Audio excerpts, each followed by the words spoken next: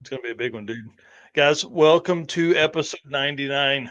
That's right, 99, episode 99 of the Drag Driver Pete Show presented by Summit Racing. Y'all, we've got this is a huge show. I'm gonna talk fast because we have Arkansas legislators tried to vote on a bill to limit motorsport facilities to 75 decibels in the state of Arkansas. I think these guys are idiots. We're going to announce the location of the 2025 Circuit Racer Party. I'm excited about that. Caroline from Youth Services of Tulsa is going to be on to talk about what they do for the community and why they are our charity of choice for this year. And the man himself, no floppy tire. Devin Vandrhoof is on tonight to talk about Sick Week, Lights Out 16, and I really want to talk about some radial tire stuff in comparison to slick tire stuff and why Florida is the place to go when they are doing that in the winter. So, Mr. Eric White, will you hit that intro video and let's do this? Yep, let's do it.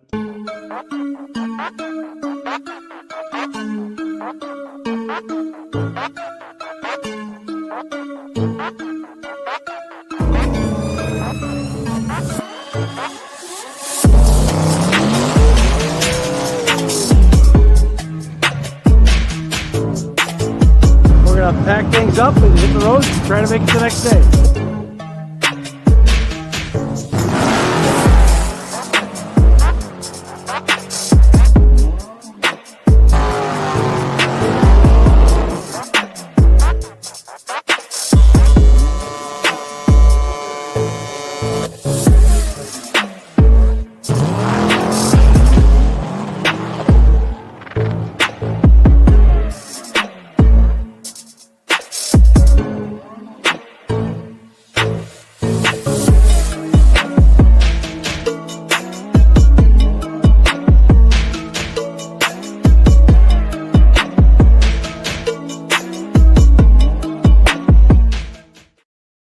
All right, guys. Well, again, welcome to episode 99 of the Drag Driver Pete Show presented by Summit Racing. My name is Mike Narks. I am the host of the Drag Driver Pete Show and news. This man, like your source. This is your source for news and entertainment from the Drag and Drive community, stats and stories from that place as well. I'm telling you, I've lived it today, man. It's been a crazy day getting to talk to all of our race car friends about this Arkansas State deal. They're wild.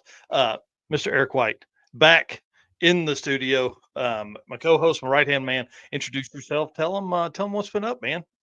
I am Eric White, co-host of both the news and the show. Right-hand man, like Mike mentioned, anything drag, drive, repeat related or the circuit related. I've got my hands in all of that, plus other events. So, help out with artwork for a few other events. And appreciate everybody. I've been reaching out for the circuit, getting pictures for artwork. So I know I've messaged a ton of people, and I appreciate everybody sending me photos so I can make those artworks. And of course, want to say a big thanks to Stone Cipher for being on last week while I was gone, and Fro for running the comments. I had some family things to take care of. So appreciate everybody that kind of helped fill in my absence and keep this show rolling. Yeah, man, certainly appreciate them. Well, guys, listen, we can't do it. Those guys are those are our race car friends, man. We can't do That's that. right. We can't do this without them. And so again, big shout out to those guys for helping last week, and everybody that's already made comments tonight. Everybody that will make comments tonight. We've got again a huge show, and they keep getting bigger. I cannot believe, dude. Next week we're going to celebrate 100 episodes of this, and I was looking at it beforehand, and I sent this to you. 400 live streams, 423 live streams is what we've done on the Drag Driver Pete channel. Absolutely insane. From events, this show, the news, man, we've been live so many times, more than 1,200 videos posted up on the channel. So can't do that without you guys. They can't do that without our race car friends. So thank you so much to all you guys for being here and being a part of it. And then, of course, our sponsors making all the travel and equipment and making this whole life I live possible. We appreciate all of their support.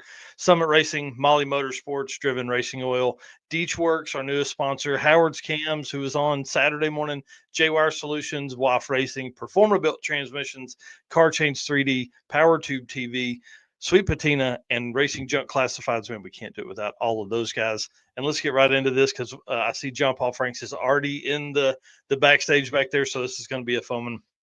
Summit Racing Speed legacy began in 1968 as a one-man startup and is now the world's speed shop. With 4 facilities and 200 plus catalog editions, they fuel your passion, save you money, deliver fast, and offer top-notch customer service for more than 1,500 brands. Make sure to download the Summit Racing mobile app for easy access to speed parts. Find them on Facebook, YouTube, TikTok, and Instagram. And you can listen to them on the On All Cylinders podcast for more automotive discussions like this.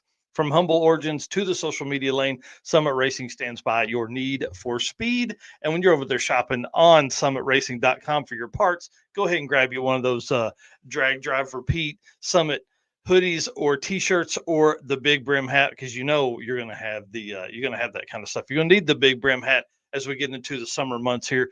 The first weekend of drag racing happens at Tulsa Raceway Park this weekend. Oh boy. Gonna be crazy. How long till you guys open your tracks up there? Probably another, I'd say a month or two still. Wow, man. I'm sad for you, buddy. I'm sad for Yeah. you. We're doing chassis certs and a test and tune this Saturday, so it's gonna be kind of awesome. You see, I got my new hoodie on. Should I tell them about how I almost had to burn it today? Yes, definitely tell them.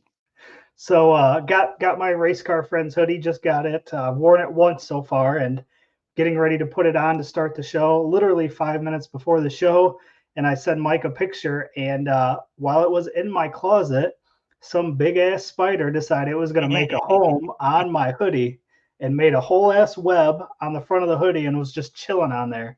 So thought I was going to have to burn it for a second. Luckily, I was able to evacuate him, and hoodie's still safe. That's awesome. That's awesome. Well, let's talk about the circuit because, like I said earlier, we're going to announce the location of the racer party. For folks that don't know, the circuit is it's my baby. It really is. I love this. It's an opportunity. It's a weekend event, weekend drag and drive for people to kind of get together, and we take a completely different approach. I love food and fun, and so we do a lot of that, right? So last year we did go-karts. This year we're bowling. I got kind of inspired by Sick Week's party, where they kind of had the block party.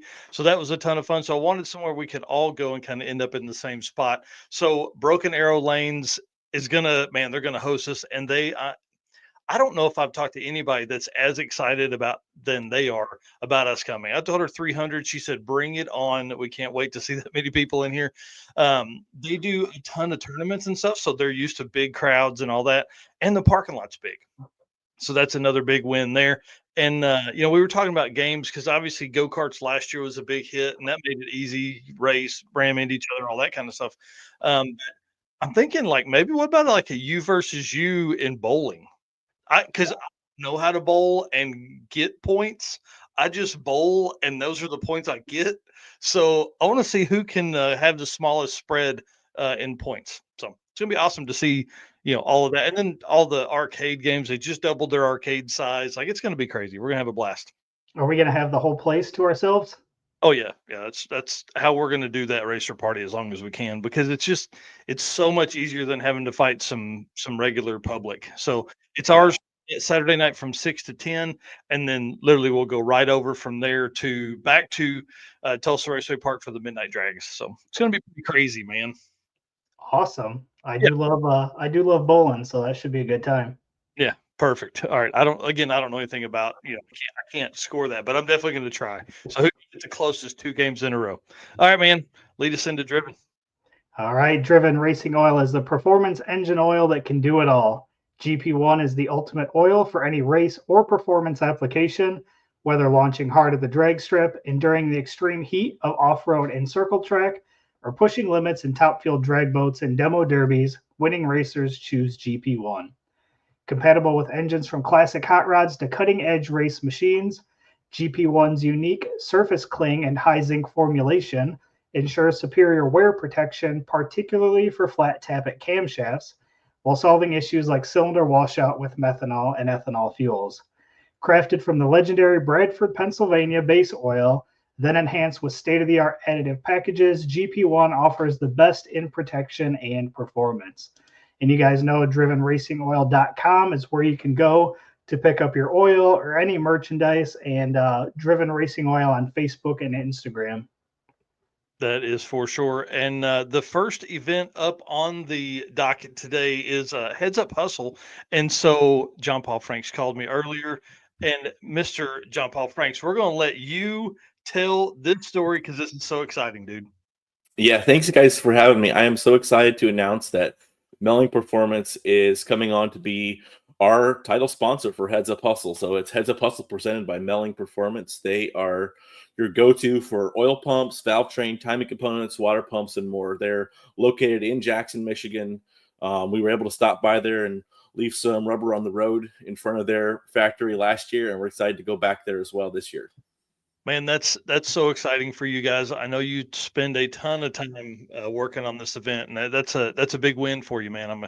I'm pumped because that's the only event that I announce. So it may not be the only one I do for 2025, but it's the only Drag and Drive I got on the docket right now. I'm pumped, man. This is great. Congratulations to you guys. Thank you. Yeah, we're really excited to have them, and they were super helpful last year, and I think they even helped out some racers with parts and stuff. Hey, Jonathan, good to see you. Yeah, we're super excited. Yeah. Our registration went really well last weekend. We're not sold out, but oh yeah, Dan Spider Gears. I think he broke his rear end doing a burnout in front of Melling last year. So yep, got a little too aggressive, but Dan does some pretty sweet burnouts with that. Yeah, I was gonna say it was the sudden traction that broke that stuff for Dan. I think so. Yeah, let off and yep, got him. Well, what are the dates? What are the tracks, man? Yeah, so Heads Up Hustle starts at Milan Dragway on July 25th. It's a Friday, starts Friday morning. Then Friday evening we drive through Jackson, Michigan, where Melling is, and we get to the Edmore Inn in Edmore, Michigan. Have a nice big hangout in the parking lot there before we head down to Mid-Michigan Motorplex, which is the background you can see behind me here. Have a great day there Saturday. Then we head to Mountain Machine for our racer party. So Mountain Machine is going to be hosting a racer party this year. Chris Ritter, he's the owner of Mountain Machine, and we're going to have a car show there, food trucks. Their shop's available for any work that needs done, and not only is the car show for Heads Up Hustle, but there's going to be a car show with other people that are not Heads Up Hustles. Oh, sweet. Similar to what you guys did on the circuit 2 years ago. Yeah. It's going to be a legit car show there. So that'll be really fun. And then Sunday morning, we'll be back at Milan for eliminations. And then what at Milan? Like, it's like eliminations in Heads Up Hustle, and then what happens? And then Carl Balzer's event, No Half Sends, happens, which there's going to be mud drags, a mud bog, there's drifting, Australian-style burnouts, and then he has a streetcar shootout at the end of the day. Yep. So, like, Milan on July 27th is the place to be. So mark your calendars, come out, watch Heads Up Hustle, watch Race Rebuild Repeat is going to be there doing they're going to be doing mud bogs, they're going to be doing the dirt drags, and then the Skids for Kids guys are doing all the Australian style burnout stuff. It's gonna be really fun. It is epic. Man, last year was insane. This year is going to be even wilder. All right, dude. Thank you so much for coming. Thanks you for spending the time with us, man. Thanks for the call today. And again, I'm proud and congratulations, man. Thank you so much. You guys have a great night. All right, buddy. We'll see you soon. Take care. Man, I'm telling you, that's awesome and a big win for him. That's really, really cool. So congratulations to them and the racers. I mean, that provides more that they're able to do, and obviously we'll get a lot more attention that way on Heads Up Hustle. Street Week Sweden just announced their dates, July 6th through 12th, and there's other events that are big. 2025 is crazy. 2025 is crazy. So we're going to talk about Street Week Sweden a little more next week when there's more details that are out there. And then this thing, man, Sick at the Rock just continues to gain steam. They're now incorporating a drag and drive element for the event, 225 car limit, and they're paying out to 32 different categories. This is what's kind of neat. So it's a single class, But within it, there are, I mean, well, there's 32 different categories: quickest small block, quickest big block, quickest NA small block, quickest NA big block, quickest turbo, quickest nitrous. All this, like, there's a whole big list. I mean, you find them on the thing there. It's listed on this, but you can also find them on the list that Derek put up in Sick the Mag. I think that's pretty neat. It kind of follows their same pattern as their one-off events, and it's a weekend deal. So it's either a Friday, Saturday, or Saturday, Sunday, whatever that weekend is. I think it's a Friday, Saturday on that one. And so Derek said they hadn't worked out the mileage that they'll drive, but all of it's going to be based like a regular drag and drive for this class, you know. So you're going to have, you know, averages are going to matter. Whatever pass you make on Friday or Saturday is going to, you know, you're going to need to get close on Saturday or Sunday as well. So kind of cool, man. And then registration opens up this weekend. Yeah, that'll be pretty sweet. Yeah, and 225 cars, that's a bunch. That's a lot. Yeah. Well, oh man, I didn't put it in here. Nope, it's next. Sorry, hold on. Yeah, there we go. Home quarter drag and drive. I think this is the 5th event in Canada this year or something like that. Yeah.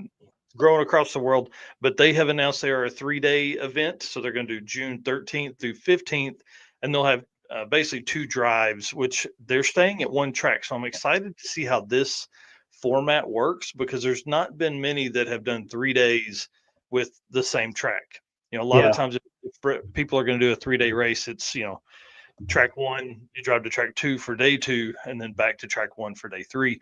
So I'm excited to see how this works. I think it'll work great. I mean, you know, in my opinion, I think it's going to work, because by the end of that, you're going to have a ton of data, and so you're going to be really fast on Sunday. Is my thought. Yeah, that's a good thought on that. I wouldn't have thought of that. Right. And then why don't you tell us about these, man? I've been talking a whole bunch. Sorry. Yeah, so the Hot Lap Challenge, they did make an announcement that it is postponed until 2026. So definitely sad to hear that. We were looking forward to seeing what that event would bring. But hey, you got a whole nother year to prepare for that one. So anybody in that Louisiana area come February, I would assume probably the same time frame, but I would think so. 2026, be on the lookout for that.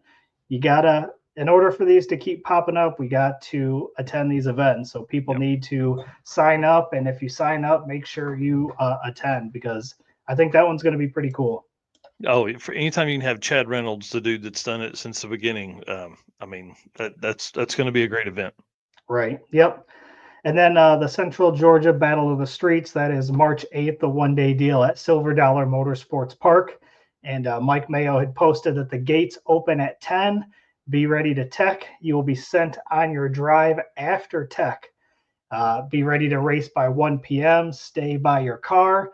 Be ready to race. I will not wait on you. Be in your car, strapped in. Yeah. Yeah. And then he says, must be at least 8 car minimum per class, except for Renegade and Hot Rod 2.0. I thought that was kind of interesting. He said that if we don't have the car count, he'll either call the class or sorry, if they don't have the car count, he'll call the class and put you in another class. So I think that really makes sense.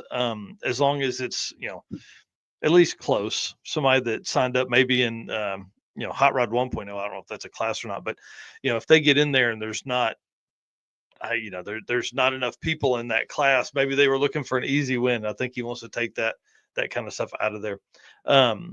He said he would maybe make it like a best of 3 time run, which I think would be cool for them to get kind of into that zone of drag and drive stuff.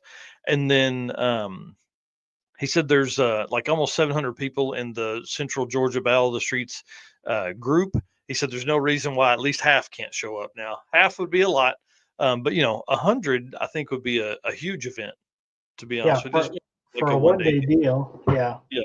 Yep. And then he said, but he did say if we don't have the car count, this will be the last of these races. So it costs a lot to do that. I mean, he says that too. You know, it's he said, so at least you can do is show up. But I'm going to tell you right now, to continue to grow this community and these motorsports events like this, we've got to show up to these things, just like you're saying. We got to get out there and do that. Saturday is going to be all about events, man. We're at 35 or 36 events, and 9 of those happen in June. Like I think there's like 3 days that there aren't drag and drive that there isn't drag and drive racing going on across the world in June. I haven't done the math like I did last year, but June is crazy. July is crazy. Obviously, to have this many events at this point in the year is a bunch. We start seeing a lot of like September and October events pop up, in the next few weeks. So I would imagine we're going to cross 40 events this year, and 35 on the list so far. You can find the full list, dragdriverpete.com/event list -2025. It's nuts to think that we have that many events that are happening out there. So Yeah, it's going to be fun. We'll have plenty to talk about for the next few months. oh yeah, that's for sure. All right. Well, let's get to the J-Wire Solutions part. This is going to be kind of controversial, to be honest with you. J-Wire Solutions, expert car and marine wiring solutions you can trust. J-Wire Solutions can wire and plumb your hot rod, your race car, or your drag and drive car. Plus, they offer products that make your driving experience better. Like the blinker module that is a must for all drag and drive racers. You got to have this. This allows your blinker to work just like your stock daily driver does. So usually if you have an aftermarket harness and you hit the brakes, your blinker no longer blinks, right? Which is kind of a problem if you're pulling in somewhere. So this module kind of helps eliminate that. And then there's a ton of new stuff that Jay and the team at JWire are coming out with that we can't announce yet, but hopefully he said that maybe next week or the week after we can have him on and trans brake stuff for turbo 400s, kind of a better way to, all kinds of neat stuff. I'm not going to talk about all of it yet, but it's really, really neat. Well, I was hoping Matt Reesner would be in here by now to talk about this, but y'all, these two idiots right here on the screen are Arkansas state legislators, officials. I don't know what you call them. One's a senator and one's a state representative. I live in Arkansas. And so when this started kind of making its rounds this morning early, immediately people went to work trying to figure out what the heck was going on. So apparently this bill HB 1564, these guys are crazy. They are, this new bill is basically, it is on top of what was already in place. Okay. So there was already stuff like this in place where you had to apply for permits to have a racetrack or any kind of motorsports facility. Okay. Well, now it goes into all of these other steps where at the property line, they didn't want to have any sound greater than 75 decibels, which is wild. everybody's been using the vacuum cleaner. So it would be like vacuuming outside and at your property line. If people could hear that, you'd be fined. You would be in violation of your permit. Okay, so that's a problem. Obviously, for any kind of drag racing, because we know you can hear that a lot farther than your property line. And then the quiet hours. I love this. This tells you how old people are. Quiet hours from 9 p.m. to 6 a.m., which makes no sense, especially for any kind of drag racing deal or anybody that's going to be out doing things side by side racing, motocross, things like that at night. And then annually, you would go back in to renew your permits, which is kind of a problem. Now, this was already sort of in place to where the public could vote on it, which we all know that's what happens. Anytime something new is going to be built, the public can go in and say, hey, you can't permit it for that type of development. Well, what's really crazy is that one of these guys, this Senator Ronald Caldwell, is a real estate developer. Huh, interesting. Wanting to get rid of motorsports areas. Well, the story we heard is that one of these guys or one of their good friends for a long time has fought with a local or with their local off-road park. It's the Ridge Off-Road Park or something like that. And the side-by-sides driving at night. That was kind of what caused all of this to kind of get in the works. Well, they recently sold it. So now's a perfect opportunity because the facility is closed while they go through the transition of ownership to put in some kind of new situation like this, right? So everybody in the state of Arkansas like jumped on board with this, getting in, trying to figure out how they could help. Well, Matt sent me something earlier. He obviously is part of the SEMA program, like young developers or young builders or something like that from a few years ago. And so he is highly involved in the SEMA community. And so he jumped on, talked to them. They sent out a letter to the state. And then from there, they had like 1,300 people submit from the state of Arkansas, saying that this doesn't work. Please don't do this, whatever. Wow. So 1,300 people, it had 300 in an hour of putting the link up. Absolutely Man. crazy. So big shout out to the folks in Arkansas trying to put this out. Tom Tashner, Lucky 8 Performance, sent me a link earlier. Alex Taylor was talking about it on her channel on Instagram. The SEMA Action Network had a video out already. And one thing that Matt did say is that he's very surprised how fast that SEMA got involved in this. And it's probably a good thing they did, because there was literally, they read this for the first time 2/24, 2 days ago, and they were going to vote on it this morning at 10 a.m. So nobody knew about it. Everybody sees it this morning at about 8 o'clock is when I kind of sat down at the table to start working. I see it by 10 o'clock. I've got the live stream pulled up for the reading of all this stuff. And the first thing that those guys said when the live stream came on for the Arkansas State, they said, we're not going to talk about Bill 1564 and 1567 or 16, whatever it is. We're not going to talk about those at this time. So that tells you right there in that 2 hour window, everybody, because I emailed every person on the committee, like, what, please reconsider. Don't approve this or whatever. But then also asking, like, what does this mean? Like, if you guys read it, are you literally voting on this will be a bill today? And never got any response back from any of those guys. So hopefully all of the backlash that the bill received, surely everybody went, well, hang on, wait, let's not do this. That's not smart. Yeah, let's hope so. Oh man, I hope. I'm telling you, this is pretty scary, because you know how it works. Like, somebody gets something like this approved, and then they can lean on you, and then suddenly another state says, oh, well, hey, I think we can do that too. Right. I think we word it the same way they word it. And it gets to you, and then now suddenly we're all fighting for it. Yeah, and it's crazy that would affect the whole state, right? Like, yeah, the whole state of Arkansas. I couldn't imagine. Like, I've seen things like this with different counties before, but man, to go at a whole state level is just insane. Well, and it was going to be run under a state of emergency.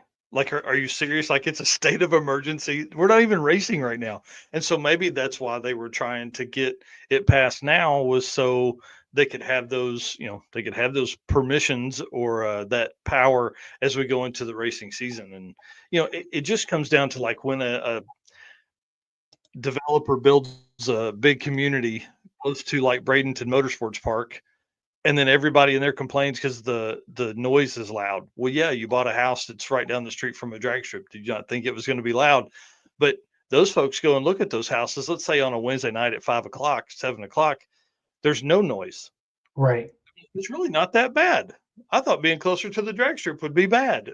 And then on Saturday morning at 2 a.m., they're like, I hate this, and then they start complaining. And that's where it really kind of kicks off and goes from there. So, I'm glad you saw it, and I mean, I couldn't imagine if this would have snuck through and nobody noticed it. That'd have been horrible.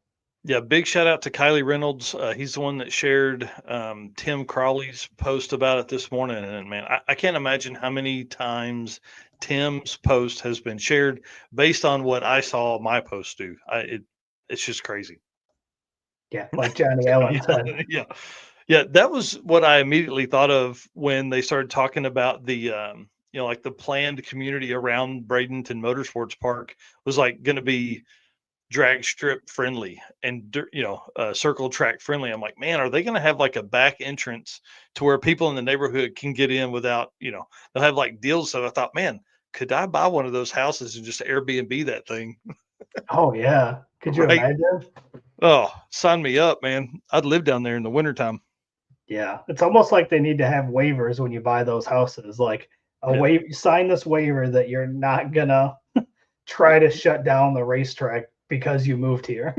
Well, right, and they did. They do. That was one of the biggest things for Cletus them to get approved was the neighborhoods that are being built around them. They are, supposedly they're having to sign waivers that they understand that they're by a drag strip and noise will be loud and all that kind of stuff. But here's the thing: like the first person may sign that, but is the realtor going to make the second person sign it? And how long is that really viable? Like, can you do that for 5 years, or is it 10 years, or is it 25? I doubt it's 25. Right.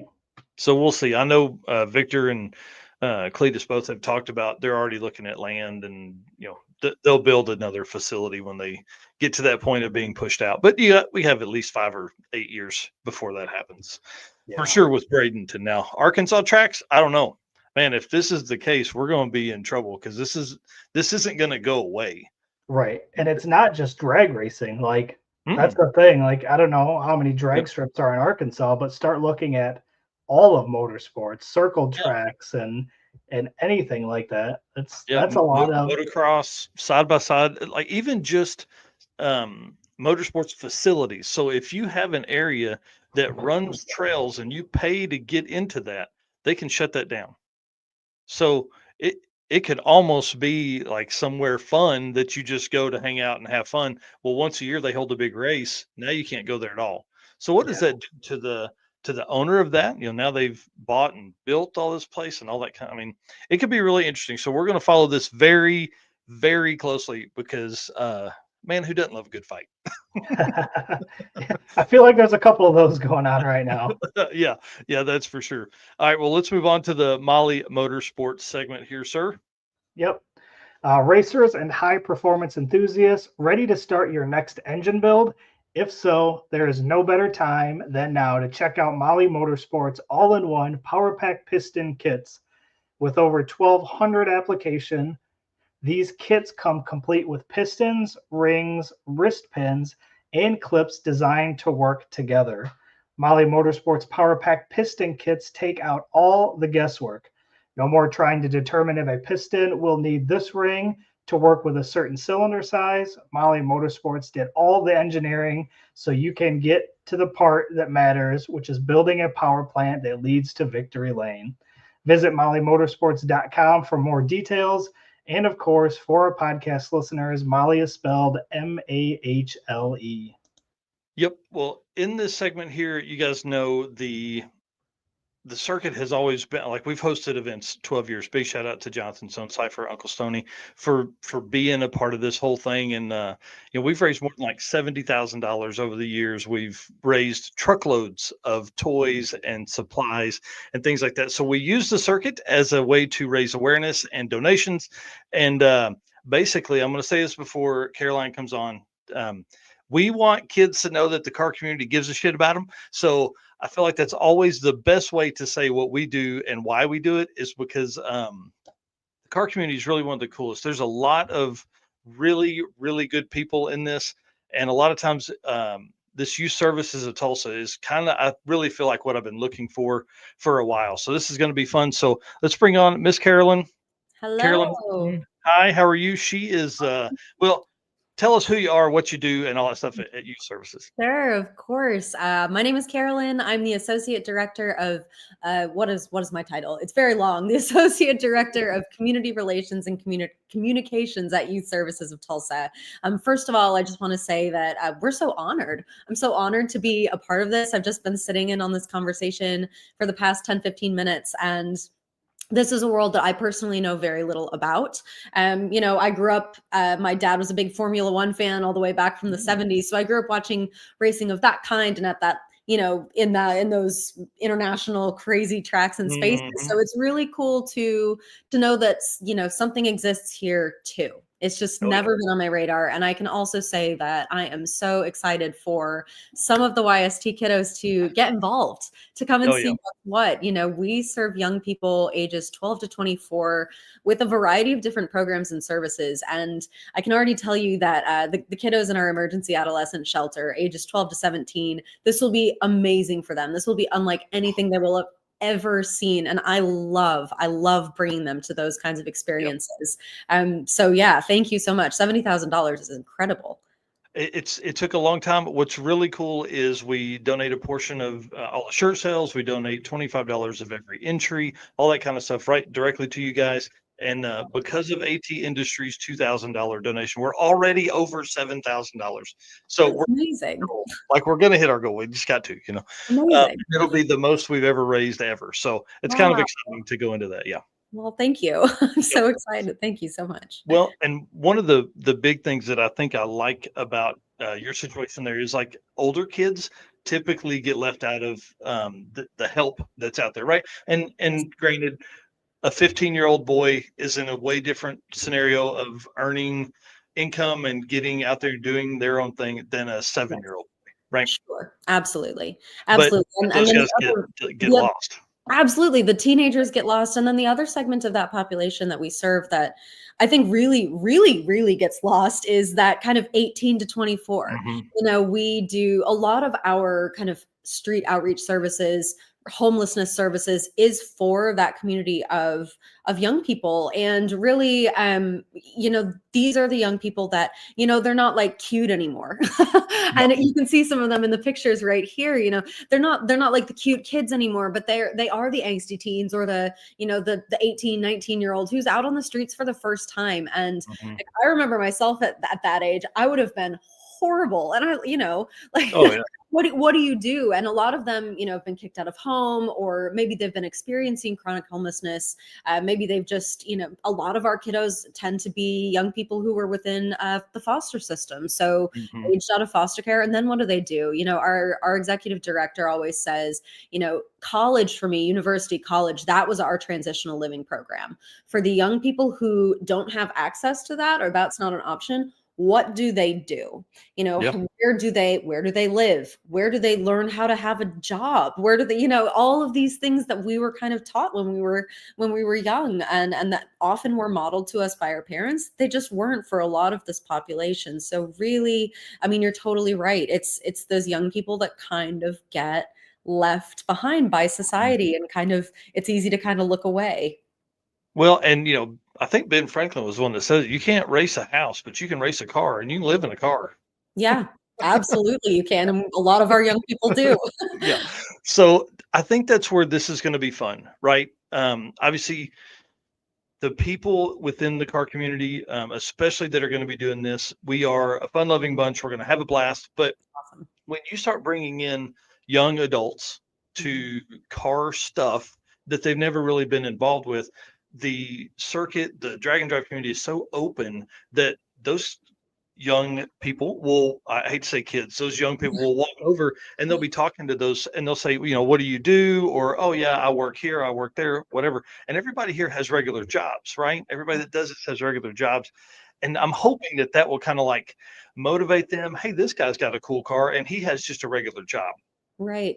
Absolutely. And I think the other side of it for me too is, even just the mechanical side of things, Mhm. knowing that that's an option, that there are people out there who have, are working on their own cars, building their own cars. That's a skill set that somebody can acquire. When I say some of these young people are, of course they're highly intelligent. We've got fantastic artists, fantastic, amazing, intelligent individuals that just haven't had the opportunity to express it. And maybe it's not, maybe they don't ace the English paper, but they might be able to build a car engine, no problem. And so having that introduction to that world, we do a lot of programming with employment and education, and really just the nuts and bolts of this program are just trying to introduce young people to, what's out there that isn't just like the traditional job, the traditional career, and being able to see that, not only racing cars, but working on them, building them, being in this community, being in a community that is incredibly supportive and giving and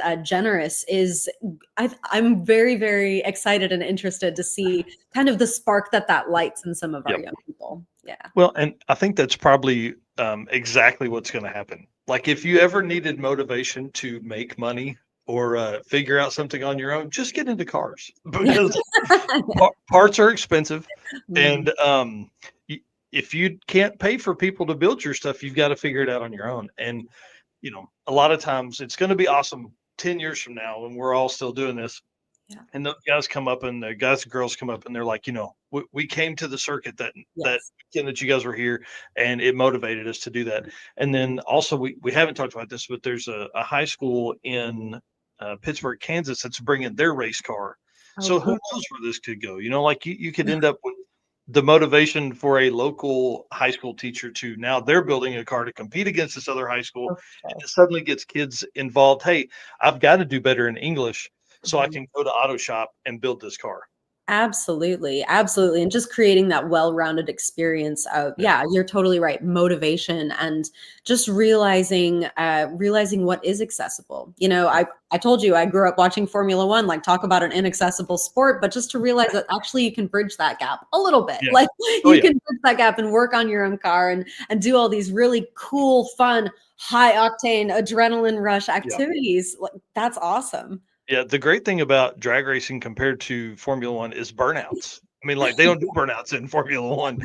Try not to, anyways. Well, walk us through kind of what you guys do, and then a little bit of history, kind of like from here back. Sure, sure. So where we are right now, I will preface this all by saying that Youth Services of Tulsa, I mentioned we serve young people in all of Tulsa County, ages 12 to 24. Now, anybody who kind of knows Tulsa County knows we're sort of like long and skinny, but what that means for us is like, of course, we have downtown Tulsa, we've got our kind of very, very populated area, but then we've got a lot of rural pockets as well. We've got, Owasso, Broken Arrow, Bixby, and within that, there's really a wide range of experiences and a wide range of needs. So where YST stands right now is we've got about 20 different programs under 4 main umbrellas. I know I mentioned runaway and homelessness services. That's everything from we facilitate the Safe Place program, so making sure youth in crisis, whether that's being abused and neglected at home or not liking what their friends are doing on a Friday night, or, maybe they're experiencing some sort of other, situation. Maybe they've, taken all their siblings out of the home. They have access to Safe Place sites all over Tulsa County. And this is actually a national program that we facilitate, but they can go into any one of these Safe Place sites and just say, I need a safe place. And every employee is trained to basically call our shelter. Our shelter will go pick them up and bring them directly there.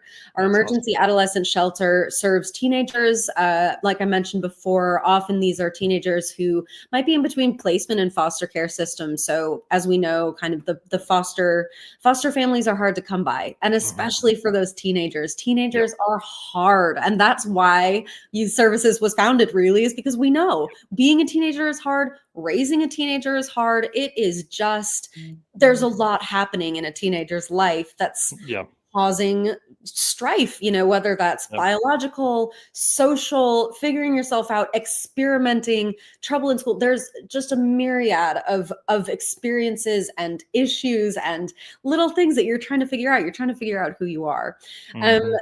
So I kind of call it like, I call them kids very lovingly, our little kids and our big kids. So little kids is like shelter and safe place. And then on our kind of big kids side, we've got like street outreach programs. So serving those young people, 18 to 24 that are living on the streets or living in their cars, or maybe they're even just couch surfing, but don't really have a place to call their own, or not living with their family.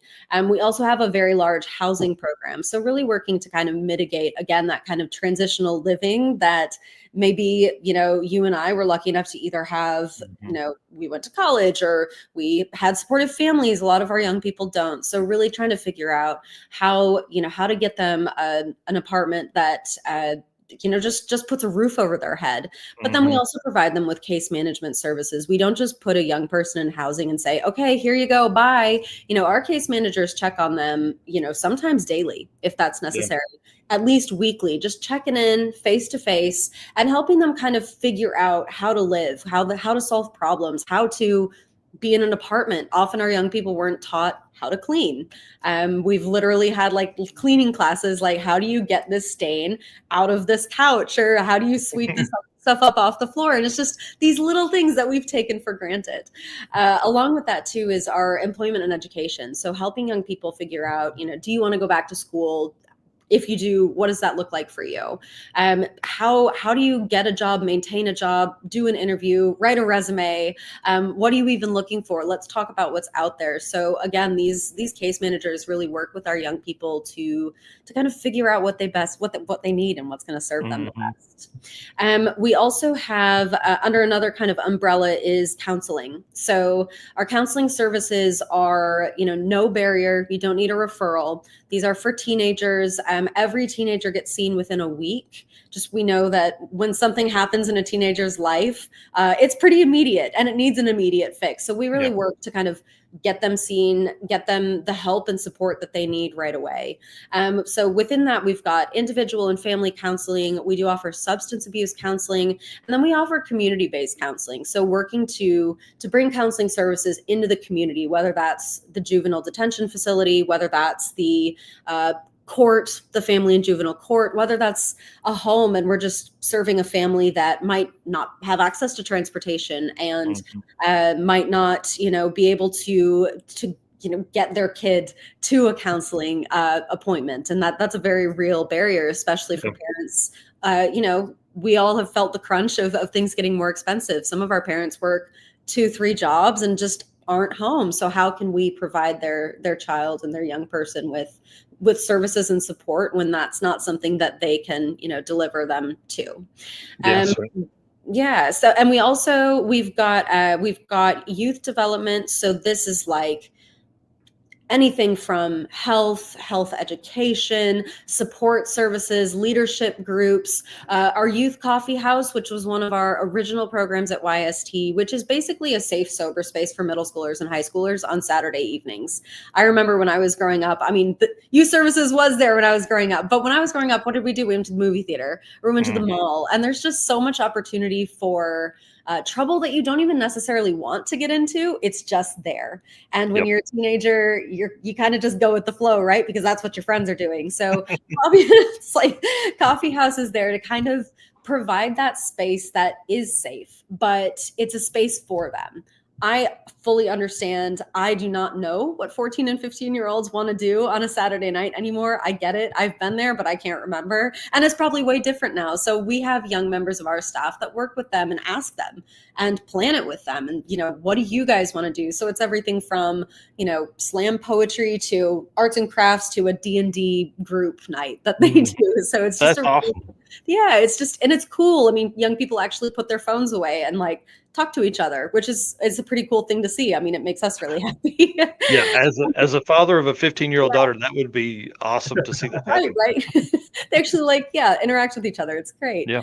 And then finally, that last umbrella that we have is delinquency prevention. So this is everything from first offender courses, which are a way to take young people who have maybe committed minor offenses, taken a Pepsi from Quick Trip, just acting out, experimenting, seeing what's what in the world, and providing them with classes that are really focused on goal setting, talking about repercussions of actions, talking about the future, talking about planning, healthy relationships, just all these kinds of nitty-gritty things that you might not get in a classroom. You learn, but how, some kids need to learn a little bit differently. The wonderful part about this is that it's really classes, but with the young person and the parent. So what we've heard a lot of is that, it's not necessarily what we talk about in class, but it's the ride home afterwards that really the parent and the teen are kind of, they've been in the same space, hearing the same things, and they get to kind of chat about what those things are. And we've heard from a lot of our parents,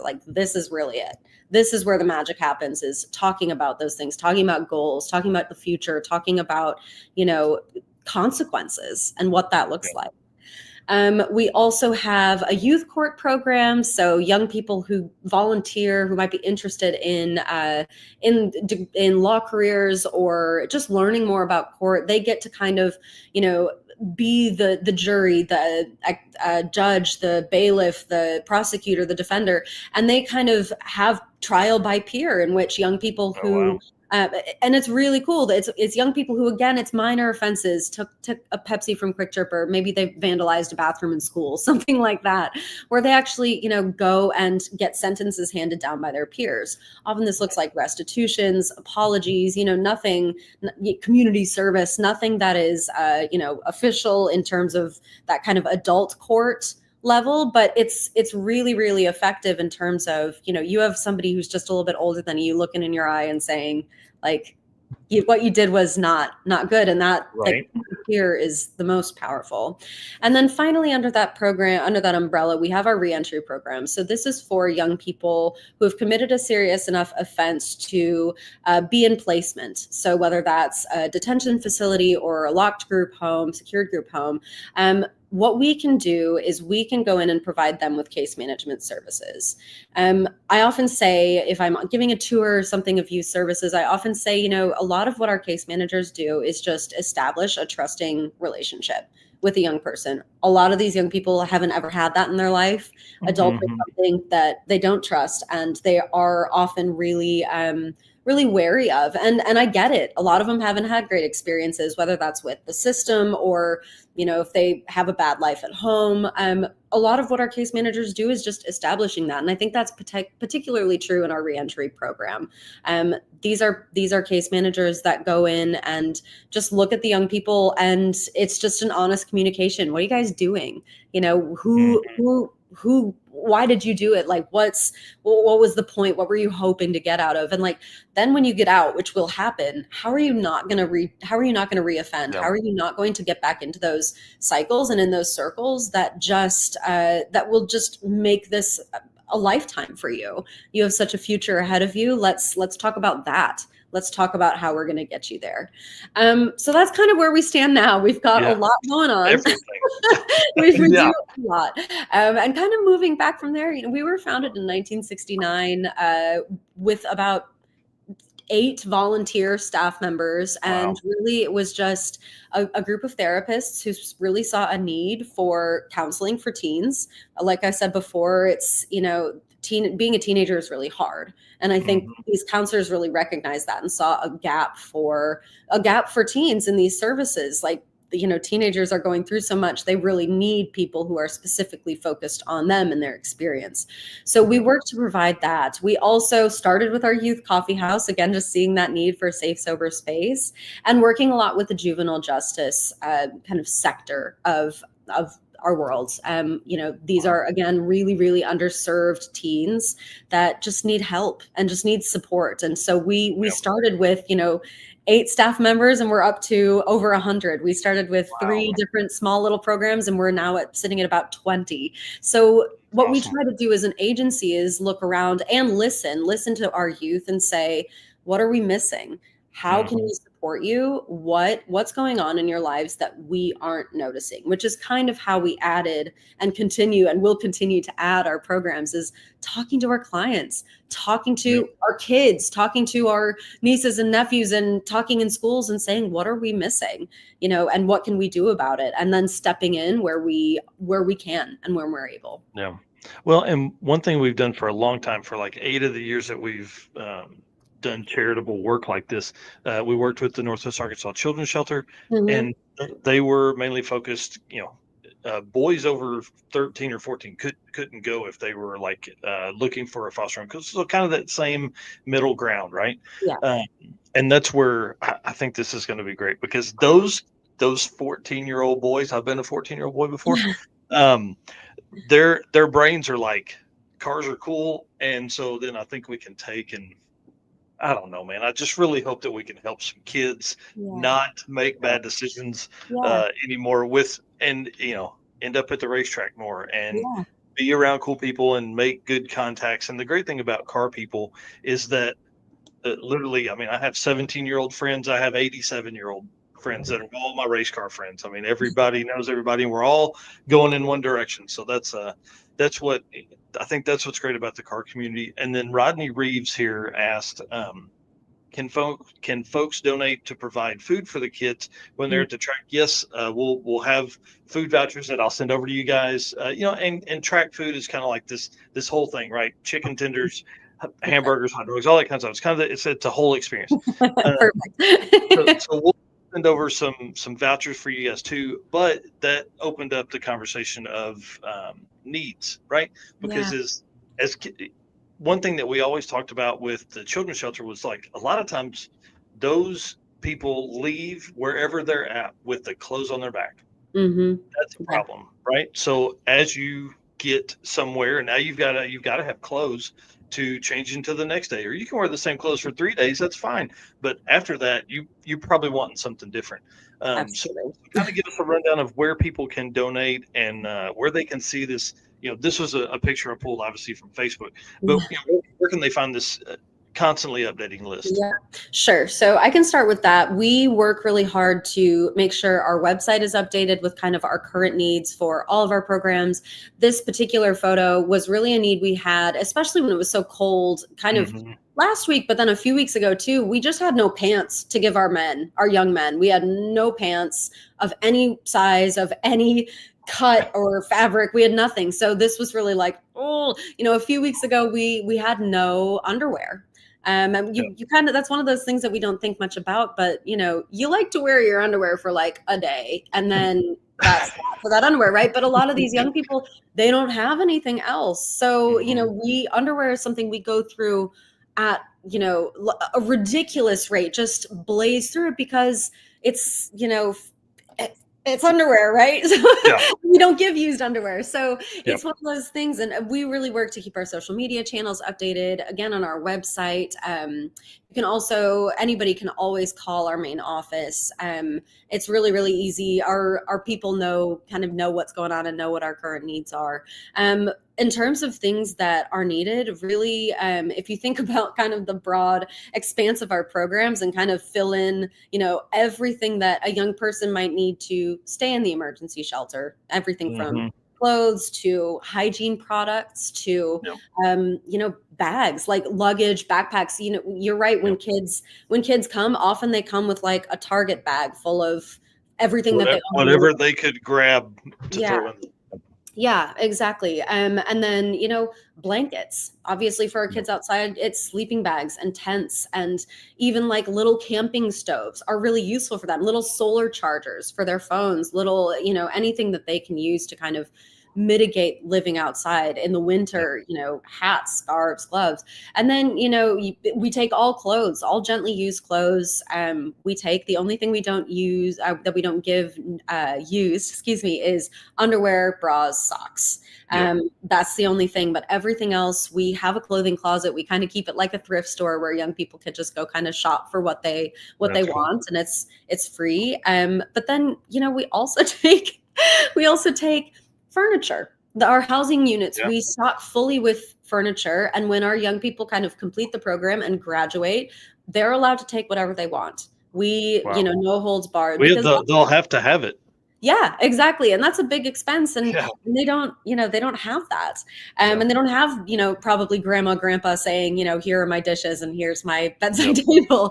So we really make that, everything, lamps, beds, bedside tables, kitchen table, things like that, a chair, a framed picture actually is huge. Just, making your apartment homey in a place that you actually want to come back to. I want to put this out here real quick for the folks that are watching this from the circuit. If you bring anything, that I don't care what it is, we will have an empty trailer. If you want to bring gently used clothes, for all the guys that have gone through this winter and you've put on weight, you're not going to wear those pants anymore. They don't fit.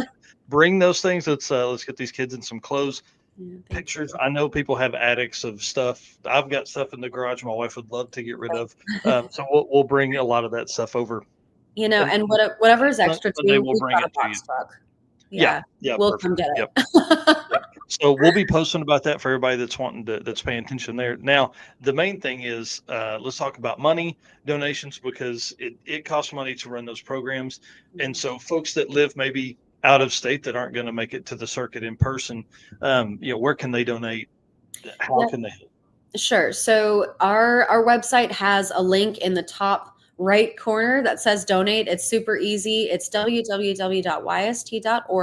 And, you have a couple options. We totally understand that it's not a one size fits all thing. You'd be surprised at what a little bit can go a long way. So you can kind of choose if you want to make a one-time donation. That's amazing. If you want to become a part of our monthly giving club, Team YST, that's amazing too. And the reason I say, it doesn't take much is I often think about, even $5 a month for an agency like Youth Services or really any nonprofit agency. It really isn't much for us. Like for me, that's skipping one coffee out in the morning, one day a week. Maybe I make my coffee at home. That's well, it depends on what you drink too, right? Like I drink an Americano and that's pretty cheap, but that's $5. If you drink a latte, that can be $10 that you skip one coffee, but that's $120 a year. If 5 people do that, that's a massive difference. Yeah. So I love to think about it in terms of, what am I kind of giving up that is so small for me, but actually for a young person is massive and can make a world of difference. So yeah, www.yst.org. It's just right there in the top corner, big green button that says donate. That's awesome. And one of the biggest things we always talked about with other events in the past was like the children's shelter. They had it down to, I think it was like $2.80 to feed a kid, right? A meal or a day or so. I think it's maybe a day. By the time you start figuring that out, like if somebody donates $100, now you've fed 40 meals. That's a lot. When you start looking at the reach of what can be done. Plus, I'm telling you, we get some car people kind of involved. We get like 300 car people involved, and things are going to happen. It's going to be great, and people are going to share, which that's what we want. This is one of the biggest things is raising awareness for you guys, trying to broaden the reach for children's services and YST, Youth Services of Tulsa. Man, it's been around a long time. So thank you so much for coming on tonight. I really feel like this is going to be a long relationship. You guys are awesome. You guys, it's been a lot of fun to watch since we kind of started this whole conversation back in October or whatever. Yeah. Well, we so appreciate it, and we are really excited to be here tonight. I've loved chatting with you all, and I'm really excited for April. I've never been to one of these things. I'm so excited to see what's what and have a totally new experience. It's going to be really fun. Oh yeah. Just wait. You're going to be ruined. You thought Formula One was cool. You wait till you see these cars driving around that are going like 150 miles an hour, and then they get in they hook these little trailers up, and then they drive to the next track. So perfect. It's going to be a blast. You're going to have a convert. Oh yeah. And then like in the email I sent earlier, I'd like to talk to you about maybe a group coming to do the racer party with us as well. So we can figure all that out as we get closer. Thank you so much, Carolyn. You're awesome. Thank you. Thank you both. Have a good one. Thank you. Thanks. Bye. All right, guys. So listen, go right now and go follow Youth Services of Tulsa. They're a great follow. It's really a lot of fun. It's not give me. It's what they're doing. The Taco Tuesday. I need to be over in Tulsa on Tuesdays to do this T-Town tacos and all that kind of stuff. So if you want to get involved, yst.org or follow them on Facebook, Youth Services of Tulsa. It's super cool, and I'm glad. I've said this a few times now. This is really something I feel like I've been wanting to find for a while. We've helped the Children's Shelter, Northwest Arkansas Children's Shelter for a long time. We worked with Southwest Missouri Children's Haven last year. That was kind of that middle ground between being, removed from a bad situation into a foster care, kind of that middle ground there. And so it sounds like Youth Services has a ton of programs to do all that kind of stuff. So, all right. Appreciate everybody for going through that with us. I know that probably raised a lot of emotions for a lot of folks. I know it does for me. I want kids to have a good chance. And like I say all the time, I want kids to know that the car community gives a shit about them, and we want them to be good humans. And man, I'm telling you, 14-year-old boys, we're going to have some converts, man. There's going to be some dudes that weren't necessarily car guys before this event, and they're going to be big time car guys after this. So, yeah. And there's a lot of people watching that have their own merchandise and stuff that maybe you've got 1 or 2 left of an old, I don't know, shirt, hoodie, whatever. Those things you can bring with and donate. There's going to be car people that come out of this weekend that are going to love some, automotive T-shirts or hoodies or anything like that. Well, and the folks that have been around and have followed on this crazy journey we've done for 13 years now, hosting car events for charity, they know, man. You get around a whole bunch of folks, and people start kind of pouring stuff out, and man, it's amazing. One year we raised literally a truckload of toys for the shelter. One year we raised so many toys that we had to split it between the shelter and a foster care program. So last year we had a mound that was about 3 feet tall and 8 feet long of just like diapers and supplies. I mean, the Right. car community is awesome. You guys are Yeah. amazing. All right, let's get to it, man. Lead us into the Deechworks stuff here, please. All right. Deechworks is a leading manufacturer of high-performance fuel system components. The DW product line includes fuel injectors, fuel pumps, pump modules, fuel rails, regulators, filters, lines and fittings, and surge tanks, all engineered to support power levels ranging from 400 to 2,200 horsepower. Since its founding, Deechworks has been committed to delivering quality, innovation, and precision to the automotive performance industry. Every DW product is built to maximize reliability and efficiency, ensuring optimal fueling solutions for racers, tuners, and performance enthusiasts worldwide. With a focus on engineering, excellence, and industry-leading customer support, Deechworks continues to drive the future of high-performance fueling. So you guys know we got our own code with Deechworks, so you get 10% off using code DDR10. Oh yeah, sorry, I was typing stuff there. No, you're good. Well, dude, when we were on the phone with Krista a couple weeks ago from Deechworks, and she said that they were going to make an announcement in a few weeks, and then told us who was hired as director of sales for Deechworks. I'm like, this dude is so smart. Mark Campbell, if you guys don't know, is one of the top level 850 class racers in the SN95 Mustang here, Turbo LS setup. Met him on Drag Week 2022, and this car just gets down. First 2 days were 850s with one and done. That was really like when I was like, okay, this is very, very serious stuff right here. Right. So after that, had a turbo. I think he had a turbo seal go out, and still turned in an 855. I think what I put in the notes here. Yeah, 8553.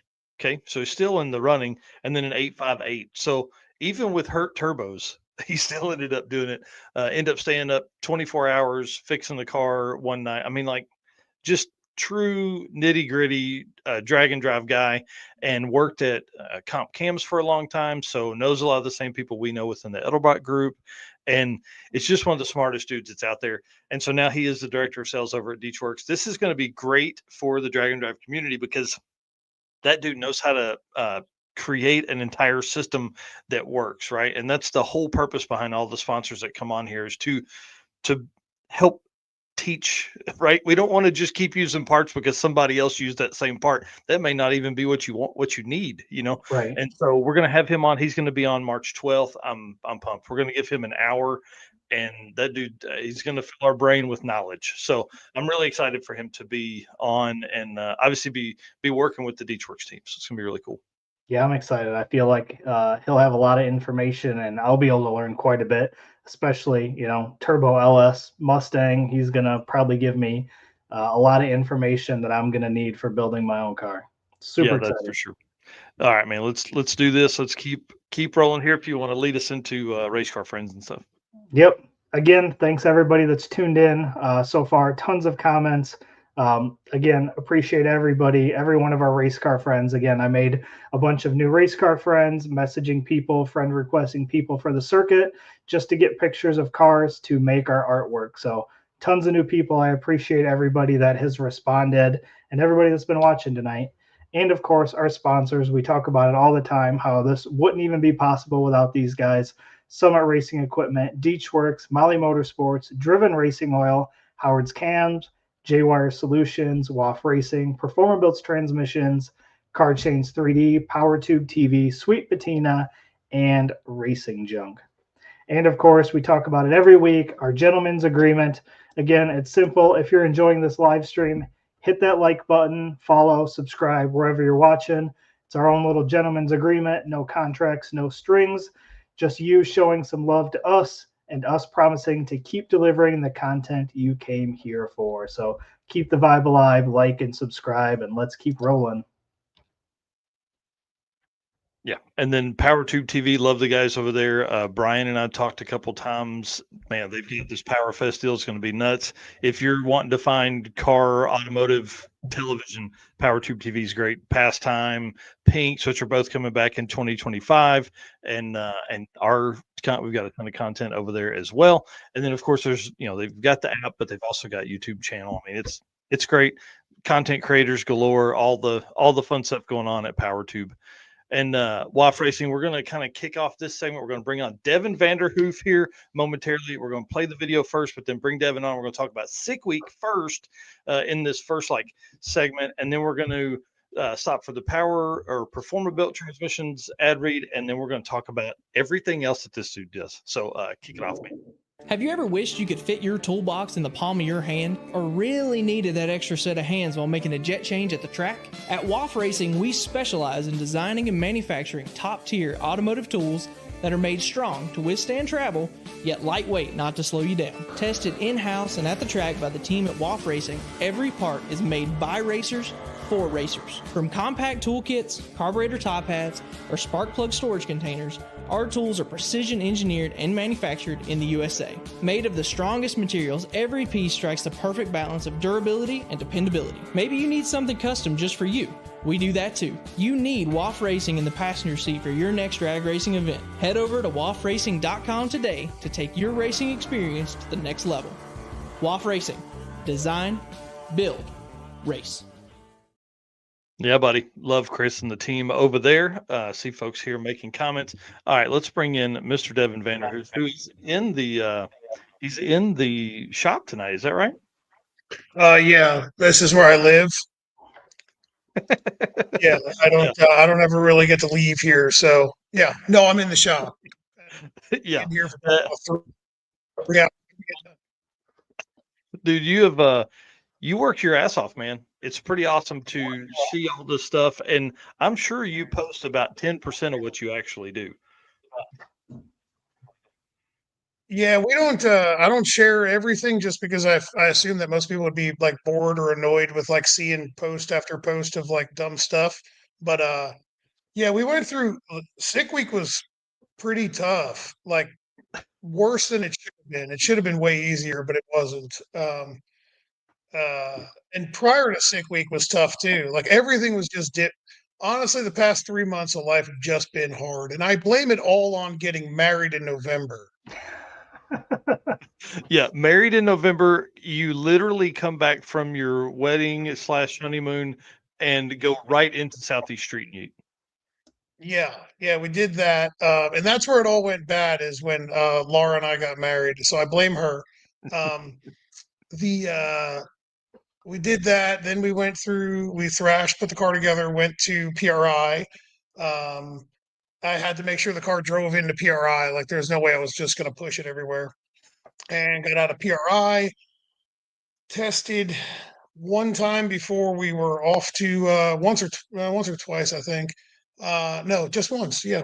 Before we went to the week early to Sick Week, tried to test in Orlando. Rain got us down there. Then we left, came back home, changed some stuff, and then went back down to Sick Week. And then we got hit with more rain, and then we broke a transmission like you just showed. Mm-hmm. What else did we break? We changed so much stuff; it was unreal before Sick Week. Like it was so dumb. I don't know, whatever, but it's fun, I guess. Yeah, that was one of our questions. Was what all did you update on the car before Sick Week?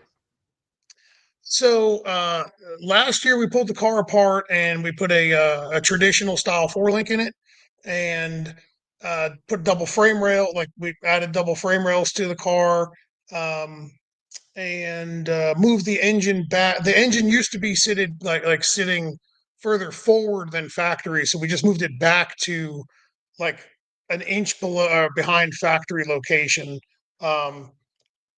So which is most people are like, well, why didn't you move the engine back a long time ago? I don't know. So there we have it. We just did that recently, and it turned into a lot of differences with the way the car works. So I mean, it got a really big makeover. We went to a spindle mount front wheel. We lost about 175 pounds out of the car.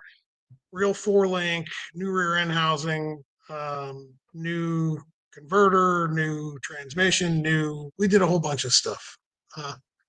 Yeah. The engine and the turbos stayed the same. The car got like stripped and powder coated and then painted and all that stuff. But really between PRI and Sick Week, we changed a lot. Right? We didn't even race the car before PRI, and we still changed stuff like idiots. I shouldn't say idiots. It's idiot. It's me. I'm the idiot. It's me. I'm idiots. Yeah. Yes, I'm idiots. Yes. Watching that car being built, man, I really was hoping you were fixing to do the cage white. Phew. That looks so cool. We thought about it, and I really I was on board to do it. The problem is that white shows everything, dude. Mm-hmm. Like, and in the interior, it is really bad. And I'm glad we didn't do it white, especially after that windshield caved in, because then it would have just been like destroyed, Yeah, it'd have been everywhere. Oh yeah, there it is. Yeah. That was a pretty cool time. That was I wouldn't say cool. That is one of the wildest situations I think I've ever seen. Yeah. If everybody's watching out here, don't put your glass windshield in with butyl. It'll move at 225 miles an hour and cave in. Interesting. Yeah, that was the question, is like what happened. So we've got a video, you guys explain. I mean, you probably talked to every media person that was at Sick Week about this, but man, it ripped the center mount for the roof, for the convertible top. It did a bunch of. It did a pretty good job at screwing up a lot of stuff. So the windshield, when on butyl, that butyl tape stuff, it stays real soft. I didn't know this, but the windshield slid up, and because it's tempered glass, it hit the metal corners, and then it shattered the glass and caved in. So it just kind of was a bad installation. And I know now for the future that it has to be held in with acrylic. I mean, I had a guy come out and do the windshield for me before PRI. He had done them in the past and never had a problem. And this time he just used butyl. I guess, I don't know, not thinking, or because he was worried about getting acrylic, glue on stuff. He just used butyl tape, and we learned the hard way. I mean, I'm not mad at him or anything. I'm just really glad that I'm really, really glad that Josh drives this car and not me, because he did an amazing job of. If you guys don't know Josh Davis, he's my best friend. He drives this thing, and we love doing these events together. But he doesn't get worked up about anything. He's a personality, man. That guy, he is over the top. He like that picture that you're showing right now, I think that was at like 6 o'clock in the morning. I just got done talking to a police officer and taking a leak in the bushes, and the woman with the police officer was like, "What are you doing?" I was like, "I'm pissing, and I don't care, and I'm too tired to care, so just deal with it." And she's like, "Well, we're here because there's cars here and we don't want anybody breaking into them." I'm like, "I know, that white one right there is mine." And she's like, "Oh, okay." I was like, "Can you just let me finish taking a leak?" And she's like, "Yep, see ya." And I turned around, and Josh is bolting the hood on. He just gets in when you get so tired because you don't sleep, he's the dude who's just like, "All right, we just have to keep going. Doesn't matter." You know what I mean? Where I'm pretty much ready to just screw it, let's just quit. So he for him to keep that car together, because I think you said it best. It was like the third parachute hitting as the windshield come in. I mean, you got to think about that. Like that thing suddenly is full of air. Yeah, he did a great job. Yeah, so what's funny is like, so we have radios, like we can talk to each other in the car, right? So we have a routine, right? I come across the radio every single time and say the same thing after every pass. And the way it works is like I make a pass, I see the chutes pop, I see him slowing down because I don't want to come across the radio and be like, yelling in his ear like an idiot. You know what I mean? And then when I see that everything looks as if he's got it all under control, I come across the radio and I say, "Hey man, everything good?" And every time he's like, "Yep, we're good. I'm going to grab the chutes. See you back in the pits." So, okay. Well, this time I said, "Hey, man, everything good?" Because I had no idea nothing happened with the windshield, And he's like, "Yeah, it's a little windy. The windshield caved in." And I was like, "What?" Because like the radios, you're over a half mile away, so like they kind of like get a little staticky. I was like, "Huh?" He's like, "Yo, just come down here." I was like, "All right." So I ride down there. I'm on the scooter, and I'm like, and he's driving back towards me, and I'm like, "Yo, what's wrong with the window?" And I was like, "Oh, it broke." Okay. So I like pull up next to him, and like he's hanging out the window like Ace Ventura because he's like trying to see. And I'm like, "Hey man, are you all right?" He's like, "Yeah. Uh, can you ride next to me and let me know that if I'm gonna hit anything? Because like my neck hurts hanging it out the window and I'm really tired already." And I'm like, "Yeah, no problem." So like we ride back and he's just like cool as a cucumber, man. Like nothing bothers him. Like that's like Josh makes these events like so much cooler for me because like I'm the polar opposite. I'm like a nervous, like frantic disaster in everything in life, but I mean like especially a drag and drive stuff. Well, So and I think somebody said it best a couple weeks ago. Cooper. He said you're literally listening to everything. He's like you're driving 800 plus miles, listening to every sound the car makes. yeah. Well, the coolest part about doing a drag and drive when you're nervous about stuff is by day 2, when you're so tired, you just don't care. Yeah. Like you just immediately you're just like, F it. Who cares? You know what I mean? Like if it breaks, it breaks. We just get to go home early. So, Right. Well, let's talk about day one. And did that affect your strategy? oh man. So yeah, it got thrown out the window. I'll give you like a quick synopsis. Before sick week, we went out and tested locally. We went like 105, 274 or something to the middle, like to the 330. Like it was fat. Like it was a 410 or something, 184. I didn't turn the lockup on. We had the wrong gear in it, too loose of a converter, like all this stuff. I was like, yo, this thing's a hot rod, right? Um, go home, change the gear, change the stator in the converter. We figure we're gonna be able to test. We don't get the test. We show up like completely like in left field. We get a couple of test hits in, and we got the car to run like in the 420s in the eighth. And which is like a tenth and a half off of where we just were. Like I should have just put the car right back to the way it was. Um, we find some stuff in data and say, okay, we should be good to go.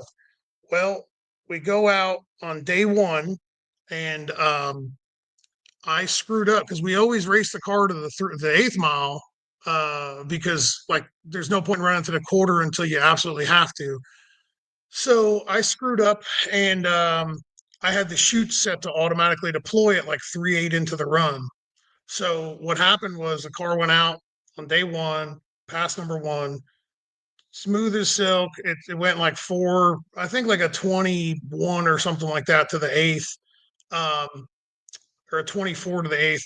And then the chutes hit at 3.8. And then by the time they actually blossom, it's like, 4.1 or something into the run, 4.2 into the run. And driving through those dual chutes like that, you can't really do it. Just started shaking the tires real bad. So it wound up coasting to a 7.0. So we were like, okay, we're going to get another one. That was like a solid, like bottom 630 tune up. Like it should have went 630, like bottom 630s. So we got, we were like, oh, we're good. Like everything worked the way it was supposed to. Chassis is doing what it's supposed to. I just screwed up. Like I fat fingered, like I just forgot about it. So everybody like that's watching, if you guys know me about Holly EFI, you guys like I screw up too. You know what I mean? Like don't feel bad, man. Like everybody screws up. So we didn't get another run on day one. So that like ruined our entire week. Like it was game over for us because there's no way that like just simple math tells you there's no way that we can catch number one um, with a 7-0 when he turned in like a 648 or something like that. There's just no way, you know. And I knew Brett and Jim weren't going to slow down. It's not like they were going to go 648 and then be like, oh, we're good to go now. Like Mm-hmm. I know them well enough that they're just going to keep pushing. So that kind of just like it kind of really shot us in the foot. Like to be honest with you, we were so bummed about it, and like we left so late on day one that I was like contemplating turning around and just going home. Like I was just so, you know what I mean? Like it's just, Yeah.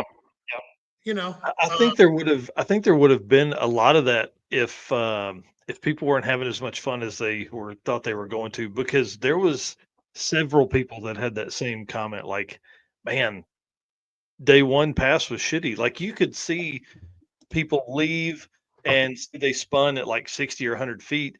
They would let the car gather back up and then get back in it because there was not going to be another opportunity to make another pass. yeah, it was. I mean, like I get it. Like they, you know, the sick crew did a good job. Like it's the, Mhm. you know, weather. It is what it is. You know, like what are you gonna Yeah. do, right? Um, and I was just really bummed about it. You know, it was just really. I was honestly hoping that like there was going to be 50 or 60 cars left and somebody would just murder the racetrack and oil it down like so bad where they were like, all Yeah. right, day one doesn't even count. Like I was praying Yeah. for somebody to just leave like a transmission cooler line off. Like the There was one time, somebody. There was a lot of folks trying. yeah, oh, I know. But I mean, like they just weren't doing a good enough job. Like after they oiled it down, they just should have just started swerving across both lanes, like just getting it everywhere, you know. Uh, that's a terrible thing to say, but you know that was so day one really shot us in the foot. And honestly, at day one, I thought we would have been screwed to even just win our class. You know, like it was like, man, how do we make this up? You know, so but then it progressively got worse as the week went on for us. So that was a really cool thing that I wasn't anticipating. You know, Yeah. I want to talk about this too because I'm wondering, has K&N come on board yet as a sponsor? no, they're clowns. Come on, They're K&N. clowns. Like if Kanan's watching, they should literally be like, they should have at least sent me a damn T-shirt or something, you know, like just something, you know. Yeah. So Yeah. tell that story. Okay, so that's day two. So we're at Bradenton. So the day one we left the racetrack at like 7:30 at night. We drove 9 hours to Bradenton, right? So like that was a really cool time. Um, and that was the first time we drove the car on pump gas since I had it all pulled apart and everything. So like Oh, we had a couple little struggles on the road. Like, dude, I forgot to tighten up like some fittings inside of the fuel cell. So like we're on the side of the highway, like with two hands in a fuel cell, drenched in fuel. Like it's whatever. It was just like all around crappy, but whatever. So day two, we get to Bradenton. We're in quarantine. Um, the best part of day two was that we were able to pit underneath the bleachers, so we were able to stay out of the sun. So that was exciting for me, you know. Uh, yeah. the, so we wait around, we get in lanes, and I was just fried, man. I was already shot out from like the week before, sick week, and like how like long that was. Like we missed the whole part where like I drove to Florida and had a transmission rebuilt at 4 o'clock in the morning. Like yeah, that happened like 3 days prior. Like it was just a disaster. So I forgot them filters in there, right? Like those little filters, right? There's one for each turbo, and there's like this little aluminum box that's made that like hold like it's a round turbo inlet, like 7-inch inlet, and then this little box that like clips on it and it holds them filters, right? And you can just grab a hold of those filters like through the front bumper and pull them on and put them on and pull them off. And I just forgot, right? Like, so we have a changeover routine, and that's part of it. And it's not on my little printed out list because, like, it was just such an obvious thing that you have to do, you know? Yeah, well, it's on my printed out list now. So, um, but I didn't even know they were still in. Like, after the windshield caved in, you know, we had a crowd around us. So, somebody came over and said, "Hey, man, there's an air filter in your your grill. I was like, what? And I looked down, I was like, no way. And sure enough, like one of them fell out. And I like reached in there and I like the other one was still like stuck in the mount. And I was like, no way. This is like, there's no way we just did this. And like I looked at the slip, I was like, this stupid car went 223 mile an hour with these air filters. Like, this is awesome, you know? Yeah. So I was wondering why it was slow. Like that should have been like a 29 or a 30. And that's why, you know what I mean? So, you know, that's what it was. The filter, to answer that question, what the filter was originally for, I think it's for a like a Honda, I think a Accord hybrid. I think that's what it was for. That's Interesting. Yeah, it was it was like a literally like they're like $25 panel filters from K&N. Like they're like, I don't know. I bought 4 of them because I figured I'd lose some of them because they're so small, you know. But there they are. They work pretty good. So if anybody from K&N's watching, I want a T-shirt, 3XL. Yeah. Send this guy some stuff, man. Go 640 with Honda Accord air filters. I mean, dude, let's be honest. K&N filters all that power, baby. Right, exactly. You know, hell, we didn't even spray them down with the oil. You know, like we didn't even use the tune-up kit, the oil, and so. Yeah, sorry, I don't know what year Accord it was. It's like an older one, like a 07 or something, or whatever, 09. I literally went and ordered, like I went on the K&N's website and just found dimensions and like I ordered like 7 different filters that were close, and then I returned the other 6. So Yeah, that's what I was going to ask. How'd you figure that out? I just you know, an hour on K&N's website and then just started ordering them, you know. That's awesome. But yeah, so then we got the windshield put in. No Time Auto Glass, that dude ruled. So I'm not from Florida, but Brett LaSalle is from Florida. So I was like, hey, do you know anybody around here that does glass? And he was like, yeah, there's this guy. We made a Facebook post. I had like hundreds of people reaching out to me, like, hey, this guy, that guy, this guy. Well, anyway, I literally just started replying to people because I didn't know what to do. Like, I was like, well, we're done. I was like, man, I'll pay whoever shows up. I don't care.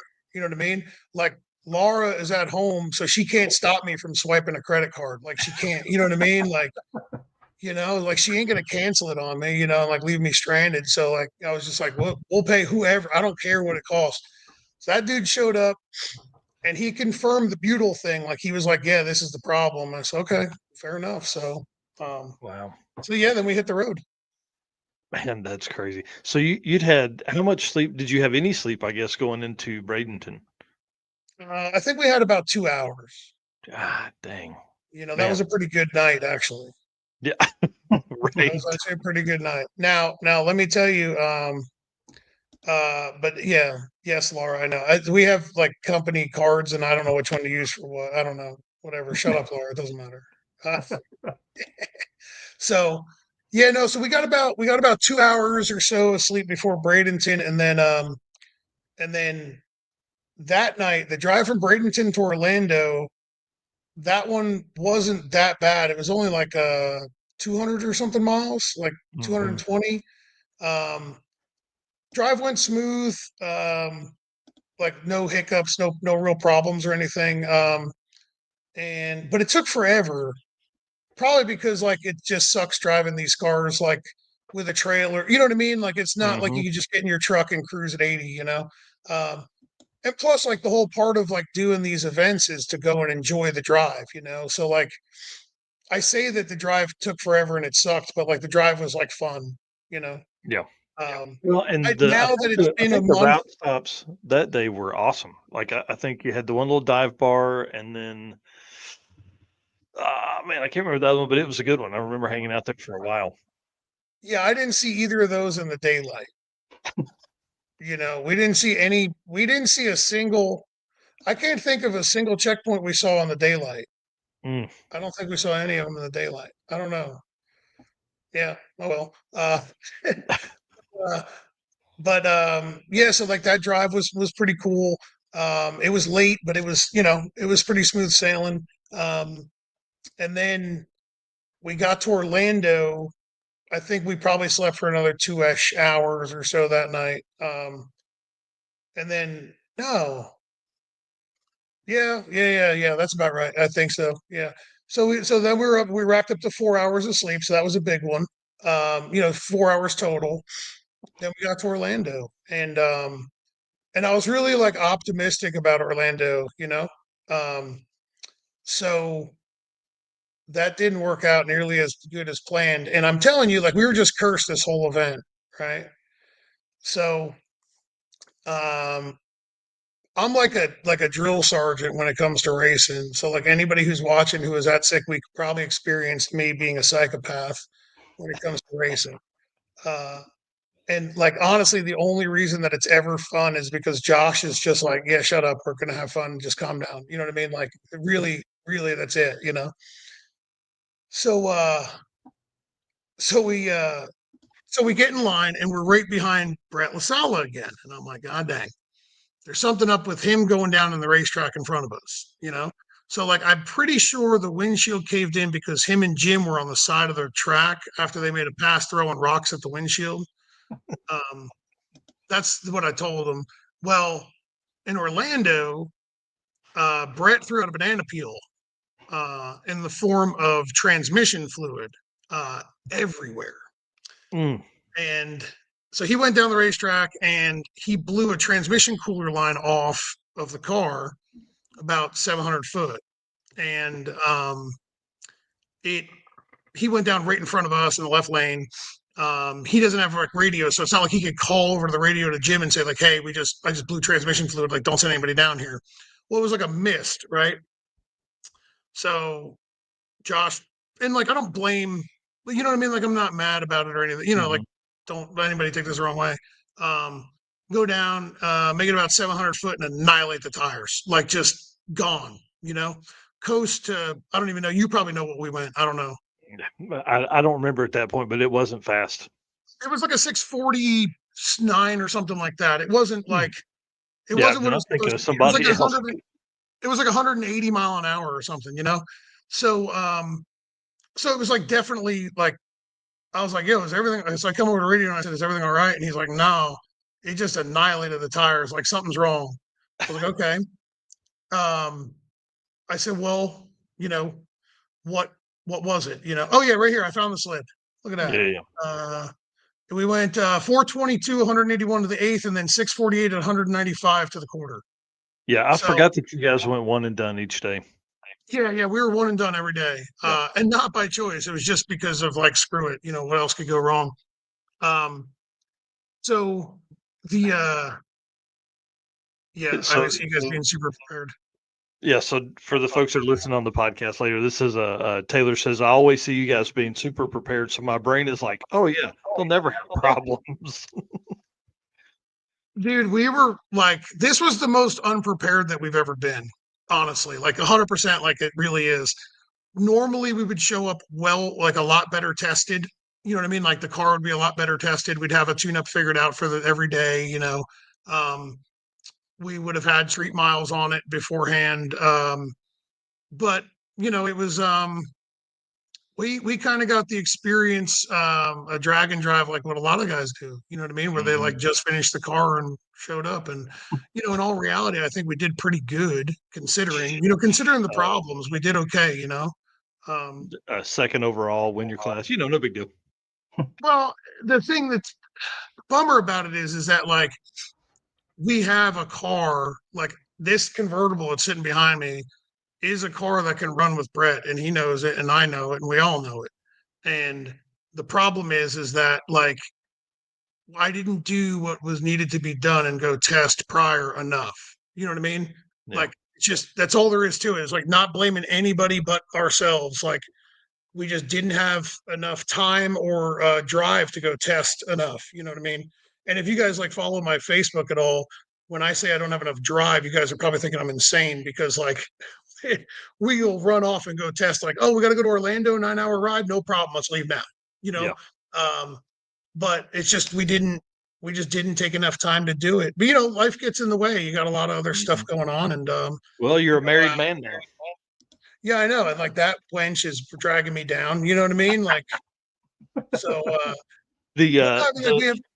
we're busy in the shop and Josh's business is busy and it's like, you just kind of, so. Well, and that's one thing that I like a lot about Drag and Drive is that truly is the equalizer. It truly Oh yeah, is. I yeah, mean, so day one, look at Bailey. I mean, he spun hard or whatever happened there and crossed lane, so he couldn't even use his pass. yeah, So, yeah. I you know, know. if he had been in, if Stefan had been able to test ahead of time with his car more, like there's a lot of that is so much different than what all this pro mod stuff I do, with Midwest and Keith and all that kind of stuff. Right. Oh yeah, yeah. No, it was tough. Like like I said, man, day one was pretty disheartening.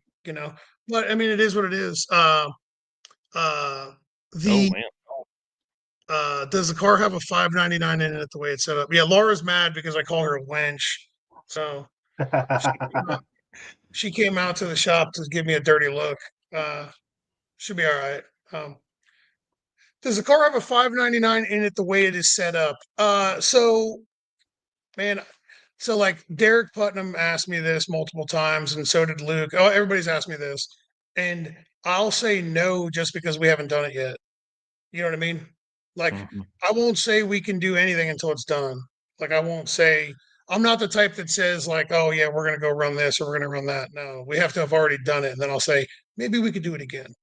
Yeah, So not the oh man, with the power it's got, it should go that, and then you never yeah, well, get like if you just like look at it on paper, right? Like, yeah, you know, probably, right, probably, but I yep, don't know because it's not like.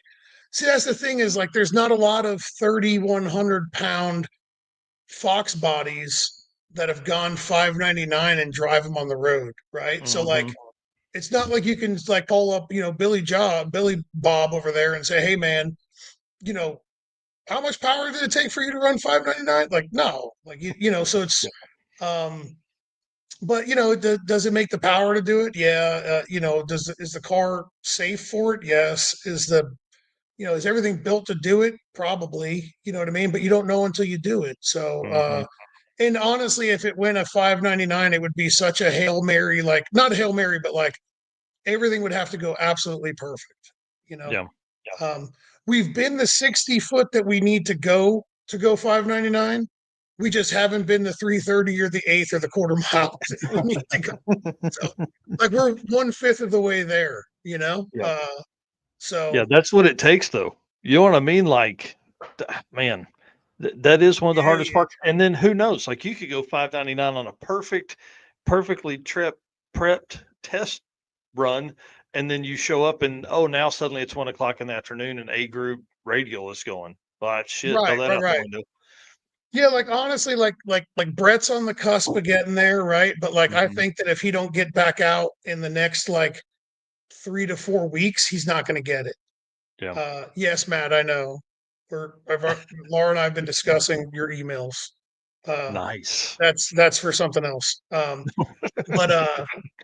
But no, like that's the thing is like Brett's on the cusp of doing it. You know what I mean? Like he's really is on the cusp of doing it. I mean, he's closer than anybody else out there.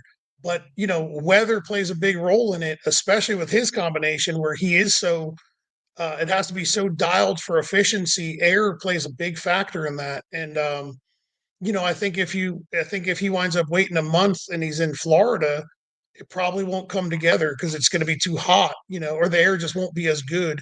Um, not to say that it won't happen in the middle of the summer. Who knows? You know what I mean? Like he might find some power and go, hey, look at that. But Mhm. um, after talking to him at Sick Week, it seemed as if he was on the same thought process of like, man, we better do this quick. You know, Yeah, so that's interesting. So, what if we had started and ended at Bradenton or, Gainesville or something like that? Do you think we could have seen maybe something like that come about on day five? um, potentially, yeah, I don't know, potentially. I mean, I Yeah. don't know his program, very well. I mean, like him and Jim and all the whole like Joe Spetter, the guy who tunes the car for him, like they're all great dudes. And they put forth a boatload of effort. Like Mhm. that's the thing. Like if you guys see their success or like our success or anything, like understand that it's not just um oh they're lucky or oh they have these people helping them or oh they have they're willing to spend the money or whatever. It's an unbelievable amount of hard work. Like again, like I don't know Brett like very, very well, but I do know that like every time I've talked to him, he's working. You know what I mean? Like he's 100%. working. Like I've never got on the phone with him and him been like, oh no, I just, I just don't, I just can't, or I just paused my TV show and I can take 5 minutes to talk to you. You know what I mean? Uh, yeah. Rob, Robert, that's Rob Hollifield. I do not guarantee the top going to 599. He's the one who put the top on. So he is like the top master. You know what I mean? yeah, yeah. Hey, big shout out to that dude. That windshield comes in at 200 and something miles an hour, and that top didn't go anywhere. Yeah, it's pretty wild. Like that top, man. That's like the number one question we get asked is like, how does that top stay on? And honestly, it doesn't give us any problems. Like the side windows pull out. Like they everybody thinks they get pushed out. The interesting part of it is that there's a baro sensor inside the car. The car goes into a very small amount of vacuum going down the racetrack. Mm. It doesn't get pressurized.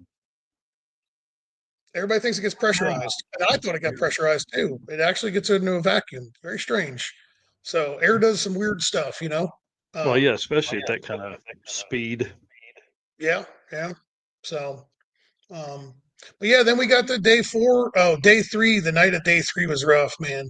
We slept like 45 minutes. Alan Whitaker got pretty sick on day 3. Mm-hmm. Did you guys see the pictures of the like? We got IV. yeah. So what that was all about was Alan got really sick and really dehydrated, and it was too late. Like if you've ever been really dehydrated, you've got to jump on it immediately with like liquid, right? If you don't jump on it immediately, you wait an hour or two. The only way you're coming back from it is IV. Like the only way you're coming back, you know. So he waited too long. He was stubborn, whatever. Alan, if you're watching, you'll never pull that crap again with me. Um, so he was kind of like apprehensive and like I wanted him to finish the week, you know what I mean? Like I just wanted him to finish, you know, and because I knew he wanted to, and we got I found a mobile IV clinic woman to come out to the track, and Yeah. he was like, I don't want to do this, and I was like, well, we're gonna do it too, so whatever, like it's up to you. And he's like, are you serious? I'm like, yeah, why not? Like it's not gonna hurt, you know. So and I told Tom before he left for the day, I said, this is a service you guys need to offer. Mm-hmm. That's exactly what I was just thinking. Is like that would be good for the tracks, to have, or a local IV place, mobile IV place to come out and do that. Because man, I'm telling you, you don't drink enough water, you don't eat enough, and at this point you've had 4.5 hours of sleep all week. Yeah, and then this is where it got worse, right? So like if it wasn't for that IV, we probably would have like just had to quit. We left Orlando and Alan, okay, so Alan was done. Okay. Mm-hmm. We got him an IV, but he was done. It was over for Alan. He was not in good shape. He wasn't feeling good. So the plan was, okay, his buddy was going to drive the car to Gainesville, and Alan was going to ride in Rick's RV, Rick from Gear Vendors RV, to just kind of like relax and just try to recover, right? So we stay at the same hotel. So like Josh and I were staying in one hotel room, and then Alan was staying in another hotel room. So like Laura books all of our hotels together. So Rick takes off with Alan, and now we've got Alan's Monte Carlo, and we are gonna go try to make a couple 100-mile drive with this car. That like if you've seen his Monte Carlo, it's gorgeous, and like we're all. Mm-hmm. You know what I mean? Like we love the car. Like I worked on the car extensively, and like it's not like it's something that you're afraid to touch. It's just that it's his baby. So nice. So like, yeah, it's beautiful, you know.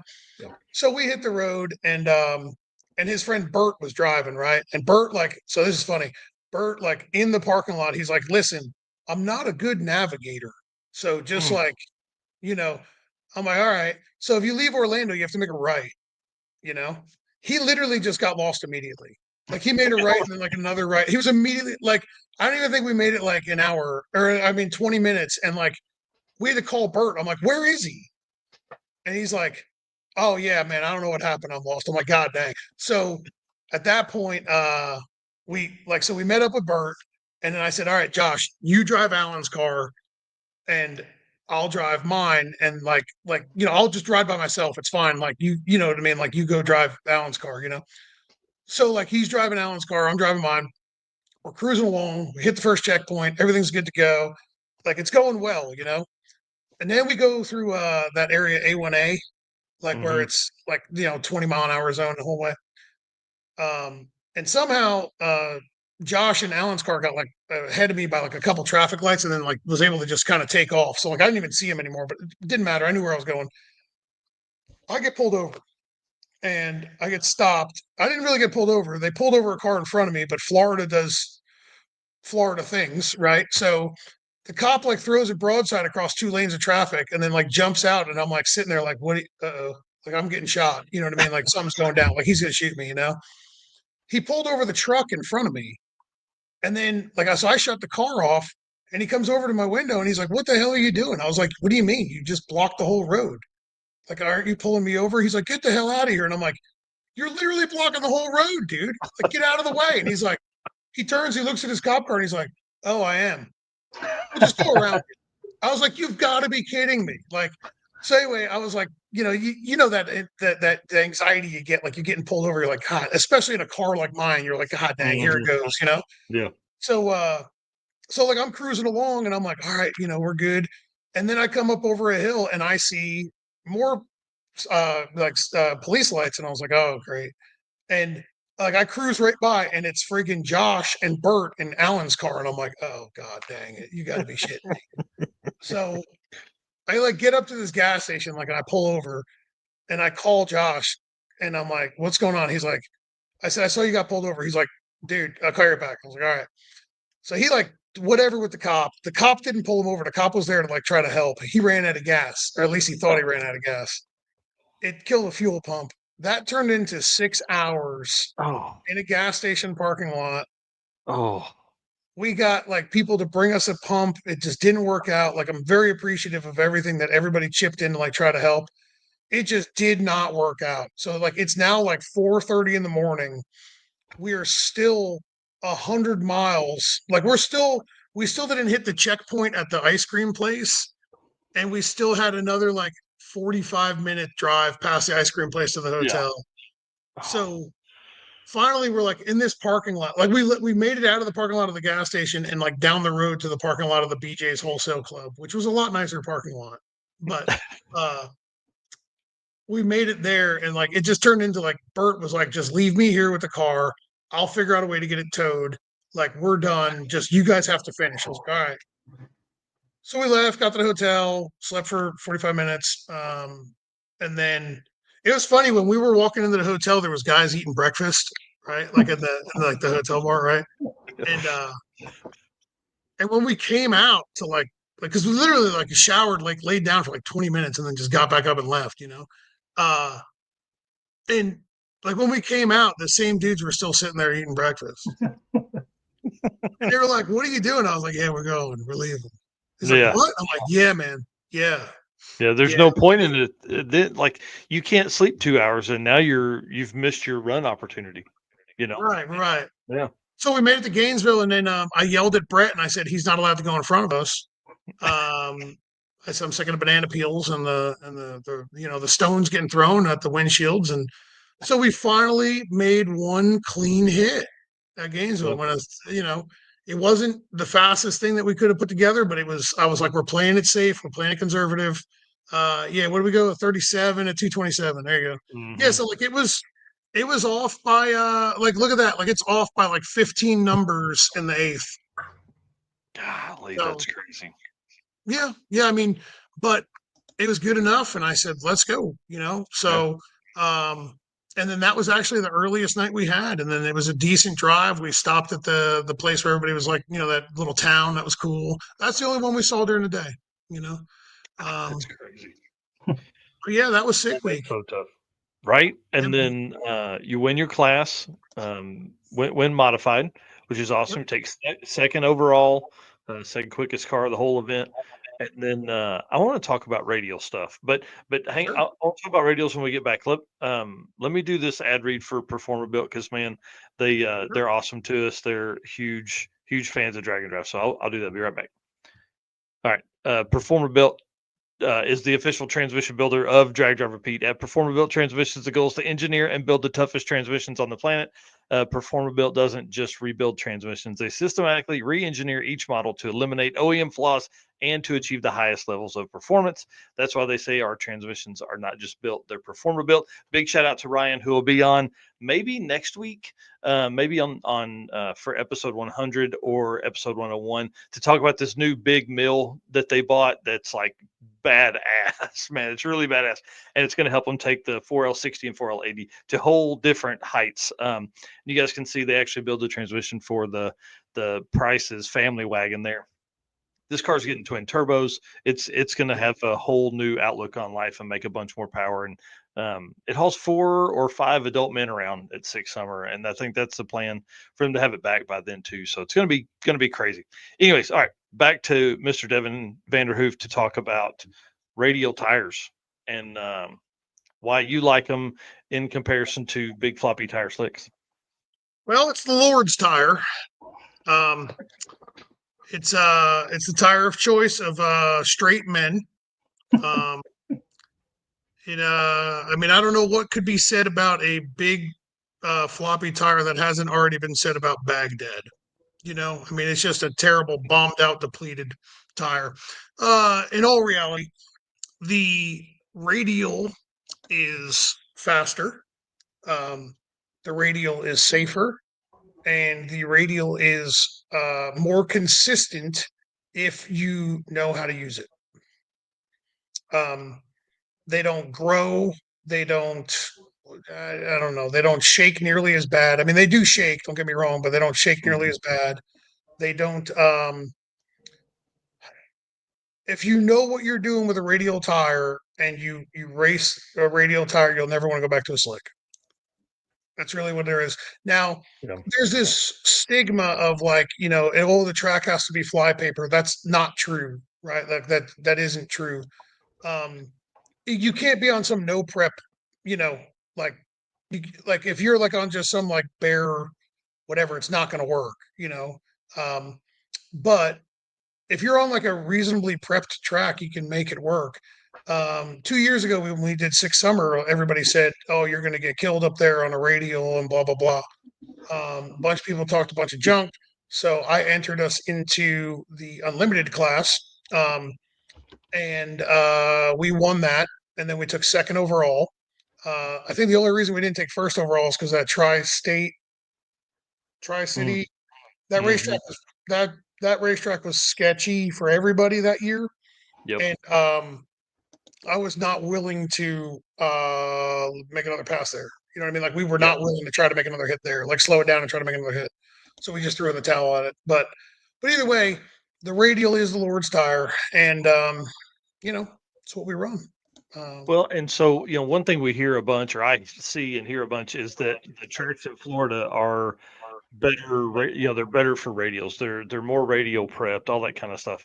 But I mean, there's still guys going fast on big tires. Is that true in your experience?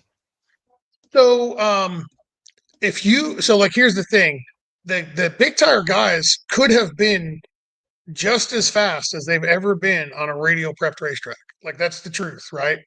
But most big tire guys have never tried to make their big tire work on that racetrack. They stick to the status quo of like, oh, we need 5 pounds of air in the tire, and you know what I mean? Like we need wheel speed and we need all this, that, and the other. In 2024, like Josh's car, he's got a Trans Am, right? We race that car on radials all the time. And there was a slick tire only, like it was mandated you have to show up on a 28-inch slick. I know it's not a big tire, but it's the same deal, 28-inch slick. We showed up on 28-inch slicks. We haven't been on 28-inch slicks in 10 plus years, right? So like we're walking around, everyone's like, oh, you need wheel speed, you need wheel speed. So like the first 3 passes that we make in this car, we're trying to get wheel speed and we just suck, right? And I'm like, yo, we're treating this thing like a radial. So we put like 14 pounds of air in it, right? Like when everybody said don't go over 8, I was like, yeah, you're wrong. 14 pounds of air. And we dead hooked it and wound up like we were in the second chance race, right? Like so we were like because like there was a 32 car field that gets split up into 16 for like the first round losers because we were trying to get wheel speed in first round, right? And like so we lost. We wound up going pretty damn fast on that tire once we decided like we're going to treat it like a radial. So I think that if Anthony, you're right. Gumby Gold is a bad machine on any tire. Yes, it is. Like we've been really fast with that thing. We won a lot of cool stuff with it, and it's an awesome car to race. But it's not a drag and drive car. So if some of those big tire guys would just like kind of take a step back and think about the structure of the tire, the racetrack that they're on, and just try some stuff, I think they'd do a lot better. So I had a talk with John Enns and David Schroeder like in Orlando before Sick Week started, and they were having a problem shaking the tires really, really hard with that car, right? So they said, "Well, what would you do?" And I was like, "Well, I'd put 315s on it, but if you don't Man, want to that do would that." look so good. Oh, I know, right? Like that's what I said. Oh. Like, dude, it looks so badass. Like, get rid of that big stupid tire, put a real man's tire on it, and it goes way faster. Well, I kind of gave him like a rundown of like how I would try to treat it, like just what I would try to do. And I talked to John on day 2, and he's like, "Yo, I did what you said." I said, "How'd it go?" He's like, "Well, we went like 101 60 foot. We haven't gone like 997 yet." He's like, "But we got a lot less power in it, and like it's responding well." I said, "John, it looks like you're here on day 2, which is not exactly common for y'all, and it looks like you're in the hunt, like you're running pretty good." You know what I mean? He's like, "It's inconsistent, but we're trying." And I said, "Okay." So like if you gave those guys a little bit of time to go test with that tire on a decent racetrack and treat it kind of like a radial, I think that there would be there would be a lot of guys that showed up on big tires that wouldn't care what the track prep was like. You know what I mean? Yeah. Yep, that So, makes sense. And so, uh, again, we go back to why drag and drive is so interesting because those guys that are at World Series right now, those guys are making 2 or 3 passes a day all week, and they're going to know how the car is going to react at Bradenton when it comes to qualifying tomorrow or racing on oh, yeah. Friday and Saturday. But drag and drive doesn't get that. So like a lot of times guys show up, we make more passes during the week of the drag and drive than we do the whole year for a lot of other guys, Oh, for me sure. Yeah. Yeah. especially, but like those guys go out and you're getting one test hit if you get 2 passes a day. If Right. you get 2 Right. passes a day. So Right. Yeah. No, I mean, like it all comes down to testing. Like I think that the radial tire, well, it's already been shown, right? Like it's already growing in the drag and drive world, right? So like oh a yeah. couple of years ago, it was probably a 70-30 split on slicks versus radials, right? hmm Now it's 70-30 radials to slicks.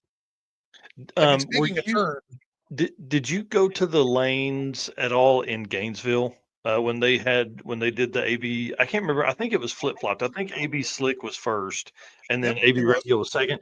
There were like 8 cars up there for Yeah. AB Slick. It So was we were in the first wild. like spot. We were in like the first spot at Gainesville for quarantine. So like the lanes were like right in front of us. And hmm I was just hanging out in the lanes like we were waiting for our call. And I was just hanging out and I was like, man, there's barely any AB slick cars, And No. a couple of them started to funnel in a little bit later or whatever, but like it just wasn't. More and more people are realizing that they're certainly it's sick week, right? So like why go against the grain? You know, hmm like the writing's on the wall that they're going to prep the racetracks for radials pretty well. And honestly, I feel as if Tom, especially being a big tire guy himself, would be happy to have a 50-50 split of big tires and radials or slicks and hmm radials. Like I'm sure he'd be happy about that. But that's not what's showing up. You know what I Yeah. mean? Like it's just not what's coming. So it's like, you know, I'm not telling everybody that they should just be on. Honestly, I really don't want those big tire guys to be on radials. Like I don't. Like I don't. But like, dude, if they figure that out, like if they figure out like a radial, we're screwed, Yeah. right? Like we are. I mean, they have chassis cars and like Tom Bailey's got a pro mod. You know what I mean? Yeah. Tom figures out how to make a radial run at his event, and he keeps the thing together and alive, it's going to be a 560 car. Like, Yeah. you know So what I mean? Like, it doesn't Mickey Thompson make like a 3312 or 3313 radial or something now, or 31? But man, they're well, they're there's making the some huge. 315. The 315 radial is 31 inches tall, but it's only like 12 and a half inches wide. Yeah, then Uh, there's a bigger one than that then, or There something. is Doc McIntyre was running it. I don't remember I don't remember like the numbers on it, but like I do remember. I think you're right. I think it was like a 33 or something like that. Mhm. You Man, know, that's crazy. I mean, yeah, that could be the way. Now I know suspension's completely different setup and sure. changes and all that kind of stuff, but like, phew, man, that could be pretty awesome to see some of the, that top level cars, Stefan Gustafson, Bailey's, Schroeder's, all those guys come out on some radials and really lay down some. Because question from earlier I had in my head here. Once somebody breaks that 5, do you think it's going to fall hard? Like we're going to have several people do it, or is it like we're literally looking at like 3 people in the world that can run those kind of numbers? Well, so there's plenty of cars out there that I think are capable of it, right? Like with some tweaks, there's plenty of cars out there that are capable of it. The difference is that there's not a lot of people that are capable of making it happen, Hmm. right? So, and that's not a stab at anybody. Like, that's Yeah. not me like talking junk to anybody. But like I was saying earlier, that it's real easy to be a fan of this stuff and say, man, like, no, it's going to go fives. And it's real easy to be a guy building a car and saying, man, we're building this car to run fives, right? It's not real easy to go through those stepping stones. So, like, if you take your typical, like, let's just say, I'm sure you have the numbers on this, but I don't. But like, let's say there's a pretty big chunk of racers that run 750, right? Hmm. There's probably a solid chunk of racers that run 750. Um, in order for those guys to take that car that runs 750 and turn it into a 690, it's a lot of work and it's a good bit of money, right? Hmm. In order to take that car that runs 690 and turn it into a 650 car is double the amount of work and double the amount of money and triple the amount of testing, which is really where the money comes from, is the testing, right? To take that 650 car and turn it into a 620 car is typically a rebuild, a whole new car, Well, I right? mean, look at what Brett did with two. He bought a completely different or built a completely different car to go from. I mean, he was already running 630s last year, Yep, yep. right? And then now he's. I mean, you're talking about 3/10 and is a Yeah. whole new car. Well, he built a whole new car because we whipped his ass at streetcar bragging rights last year. Yeah, it was. I think it That's was the awesome. only. I think we were the only ones to ever beat him in that car. Brett, if you're watching, sorry, I didn't mean to make you build a whole new car. Sorry about No, it, but we're glad you did, bud. We're glad you well, we did. are very glad that you did. Uh, uh, Racing isn't nearly as fun if you don't have somebody to poke back and forth with. You know what I mean? Like it Yeah. just isn't. And it don't matter. Like so when people are watching, don't think I'm on here talking bad about him because like I'm a fan. You know what I mean? Like I am. I am a fan of his.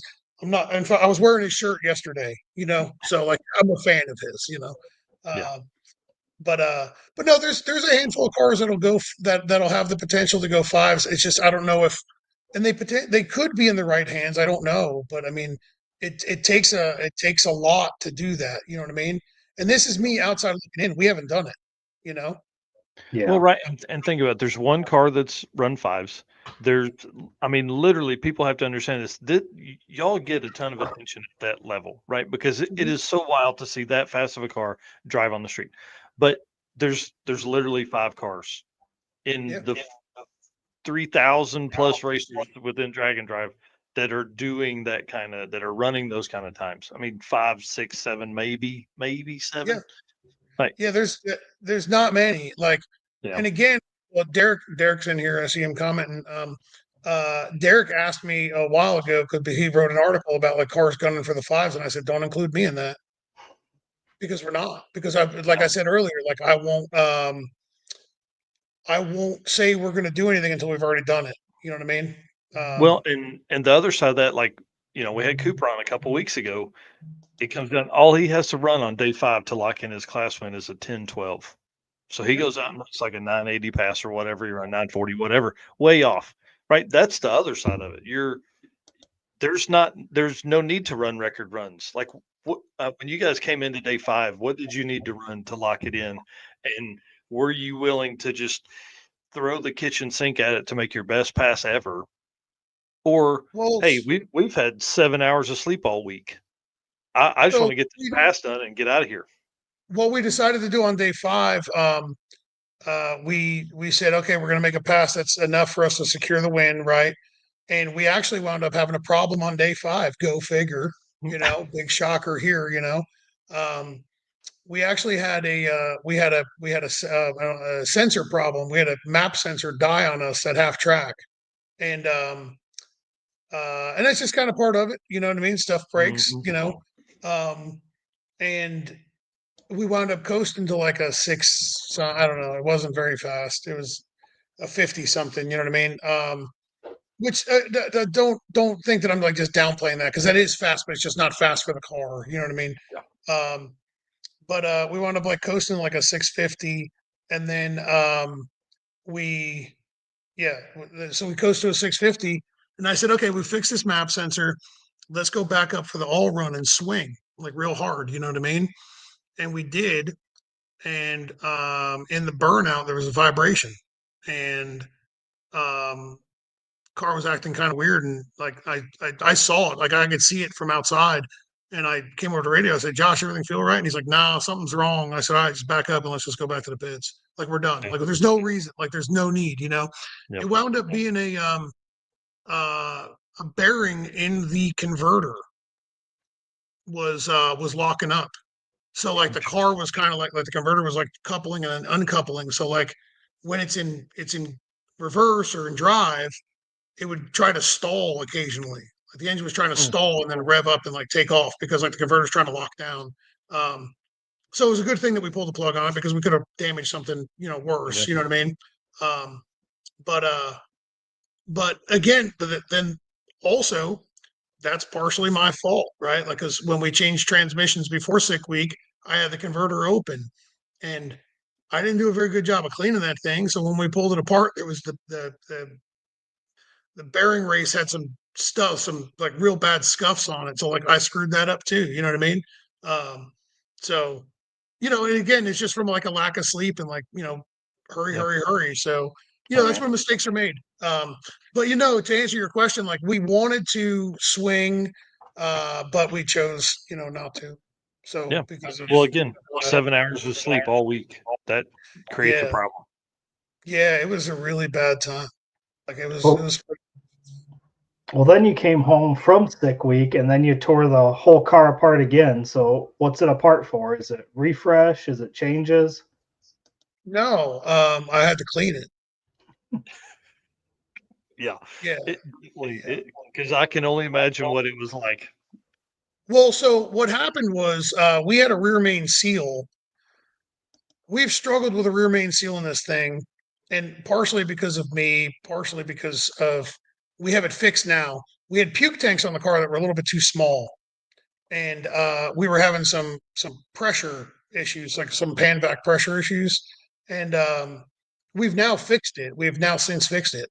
Well, on after day 1, we were riding down there, like day 2, I was like, man, wait, because we put the car up on air jacks, changed tires and stuff. I lay up underneath the car, and I'm like, yo, the whole bottom of this car is covered in oil. Like, what is going on?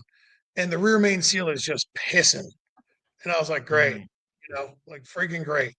And you run 220-degree oil temp and cruising down the highway, like the oil gets, it's easy to come out. You know what I mean? And so we made a huge mess. The engine had to come out to get a rear main seal anyway. So I pulled the engine out of it, pulled the transmission out of it.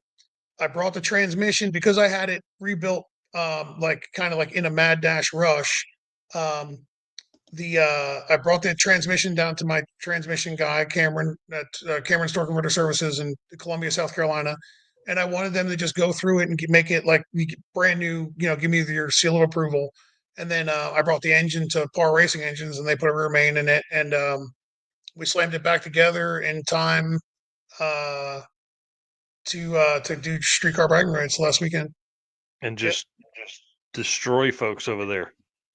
It was awesome, man. Man, so people probably don't realize, but from sick week to that picture there, here's what got changed. Okay, this is what changed on the car. The transmission is a completely different transmission now with completely different ratios, right? I had a whole new transmission built by Rossler. And then Cameron went through my other transmission. Okay. So there's a different transmission in that car, different stator in the converter. It's on a 28-inch tire, not a 29 and a half. Right. It's 3 inches lower. The ride height is 3 inches lower because that's where it's supposed to ride at on a 28. Right. Bar angles have changed, spring rates changed, and rear shocks changed. And then we showed up completely untested to streetcar bragging rights, like idiots. Got rained out the first day we were supposed to test, and then just went right into qualifying. And literally, I guessed at a tune-up. Never turned I didn't turn the lockup on at all during sick week or during streetcar bragging rights. So like, this thing's gonna be fast. You know what I mean? First pass out went 111 60 foot. Cruised to like a 420 something, and I said, okay, well, we're in business. And then wound up going like a 411 or 12 or something like that on the next pass, and then we turned it down to just make sure we can get through eliminations, because like that's where like we've screwed up before, you know what I mean? Like where you want to try to chase a number, and that's what hurts you, So well, and for that at that point, if you've got your opponent covered, what's the point? I make it to the next round, So my car number is 50-50, right? And that's there for a reason, right? So it doesn't matter like what in drag racing, heads up drag racing is a 50-50 chance of winning or losing. It doesn't matter. You can have the other guy covered. It doesn't matter. Last year when we went to this race, or not last year, maybe it was the fall race of the year before. We lost in the semifinals to a car that went, I think like 830s. Yeah. You know why we lost? Because we cooled the transmission down too much and it wouldn't bump in. Oh, no. So the weather was too cold. We left a fan on it by accident because we started BSing with people at the track. You know what I mean? It sat there for a couple hours. Transmission got ice cold. Wouldn't bump in. Would not bump in. Guess what? Lost. 50-50 chance every single time. You know what I mean? Nate, 50-50. That's right. And I wish more and more people would grasp that, because I think more and more people would show up to races. You know what I mean? Yep. Anything can happen. We caught a little bit of flack about like, one guy was trying, like he was upset, that we were there. But the interesting part of it was like, he was bitching because he said, well, you guys have, you're faster than me by almost a second. And it's like, yeah, but the last round, the guy that you just beat last round, you were faster than him by more than a second. So like, who gets to be the harbinger of truth here? You know what I mean? Like, who gets to decide where the line should be drawn? Well, that's the promoter's job, and the promoter does a really damn good job. And that promoter is Nate Prater. He's in here. Streetcar bragging rights they do like a big race like every year. But Nate brings his class to Lights Out and to No Mercy, which is awesome because like that's a huge arena. That's the big stage, in my opinion. You know what I mean? Like, the Drag and Drive big stage is like sick week because like they have the most coverage and yada yada, right? But like No Mercy and Lights Out is like the big radial tires stage. Like that's it, right? And for Nate to be able to bring a spotlight to street cars at that event is awesome. Yeah. Like I've been going to that event for years, tuning other people's cars or whatever, And then when I saw that he was bringing that class to it, I was like, what? We get to bring a car this time? Hell yeah. But his big event is coming up in May. And I think May. Yeah. And it is amazing. Like if you guys want to go to that race, like you should pencil in the time to go to it because like you will have an absolute blast. Well, He does a somebody was better job than messaging. everybody. Yeah, somebody was messaging me. Scott Thompson was messaging me the other day. He's like, it's, I'm drag and drive, right? He goes, it's like drag and drive adjacent. He's like, it's street cars, man. It's one of the most fun events that's out there. He's like, it's definitely on the same level as the top events you've ever been to. I'm promising you, like I've raced a lot. Like I go to a lot of races. It's my job, and I promise you, in all of my years, I've never dealt with anybody who puts together an event like Nate does. Like last year, you probably saw the pictures. Like when we ran Brett in the finals, um, there was like fire, like flames coming out at the starting line. There was a freaking flyover from airplanes right after the national anthem. Like there's like this That's huge awesome. VIP tent, like where he like feeds everybody, like if you have like VIP passes and stuff. Um, and then in the finals, like you go through the finish line, all the lights in the entire facility dump, and then fireworks go off. Like, Right. dude, it was absolutely insane. Like he does such an insane job. Like stuff that when we went to that race, it was stuff that I never thought of. Like I never thought of like doing this to like make like racing cooler than it already is. But Nate looks at racing as if it should be like something than more than what everybody else does. You know what I mean? If that makes sense. Like Oh yeah. it should be a show. It should be a, like and the other cool thing about it is that like Nate cares more about racers than any other promoter I've ever dealt with. Like every single one of them. Like I've dealt with tons of promoters and he gives a crap. He cares. I was just More looking at from the his- maps. I was looking at the maps, see how far it is from Charlotte. I can usually get pretty cheap flights from Charlotte into XNA or Northwest Arkansas here, so I may need to look at that. Dude, it ain't that bad of a ride to Rockingham from Charlotte. It really isn't. Right. It's dude, it is worth going to. Like you will have an absolute blast. Uh yeah, and you'll make a ton of connections there in like the streetcar world too. Like that there are people that don't do drag and drive that are trying to get there. You know what I mean? Yeah, you hear that? 5 years from now, we're going to have trackside cabanas with hot tubs. Like, dude, like this is what I mean. Like Nate just balls out of control. You know what I mean? Like Nate is the riffraff of racing promoters. You know what I mean? Like he is like the riffraff of racing promoters. Like, he's awesome. Does an awesome job. Rich Guido in here says everybody's driving them, right? Driving their cars. Yeah, Rich. Yeah. Bring it on. All right. Well, dude, let's wind down. We're a little over, but man, you're such a great guest. I enjoy you coming on anytime. But we haven't even gotten nerdy at all. Like we haven't talked about any nerdy shit or anything. So we're going to do that at a different time. I want to talk about I'm talking about Southeast Street and Yeet 2025. Because that's got to be on y'all's radar. What's the plan? What I know you've had the craziest last 3 months, and so kind of give us a rundown. Laura. So that's Laura's baby. That's Laura's baby. She's in charge of that one. So she. So we had. So okay, we had dates. And then some of the tracks weren't going to work with those dates. And then, no, you don't, Laura. I don't need to do it. Come on. Hey, come on. No. So we had some dates, and then it fell. That kind of fell apart because some of the tracks weren't going to work, right? Mm-hmm. Then we tried to move the dates, and then it turned into even more of a mess. Mm-hmm. And then one of the best times we had last year was at Mooresville, and then Mooresville changed management.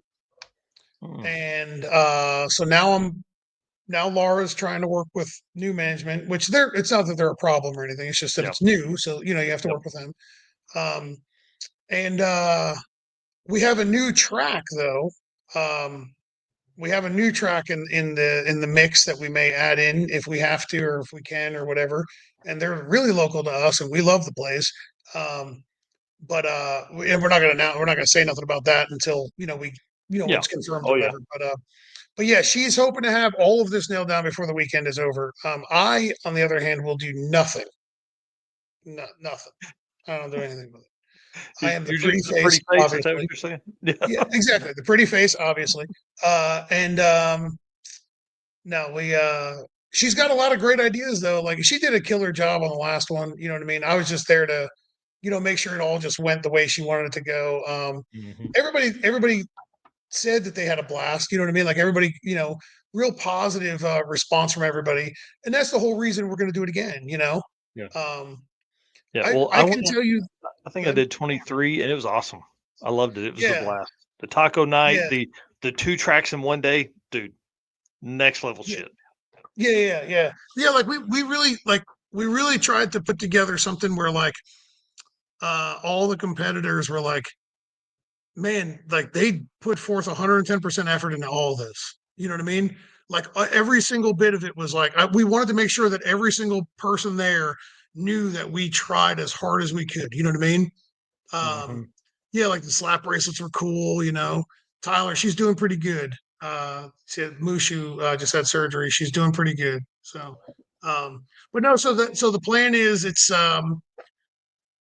we're 75-25. I'm going to be doing 2 tracks in one day again. 75% yes, 25% no. It really depends on, we're waiting to hear from one of the racetracks, like an answer from Mhm. them.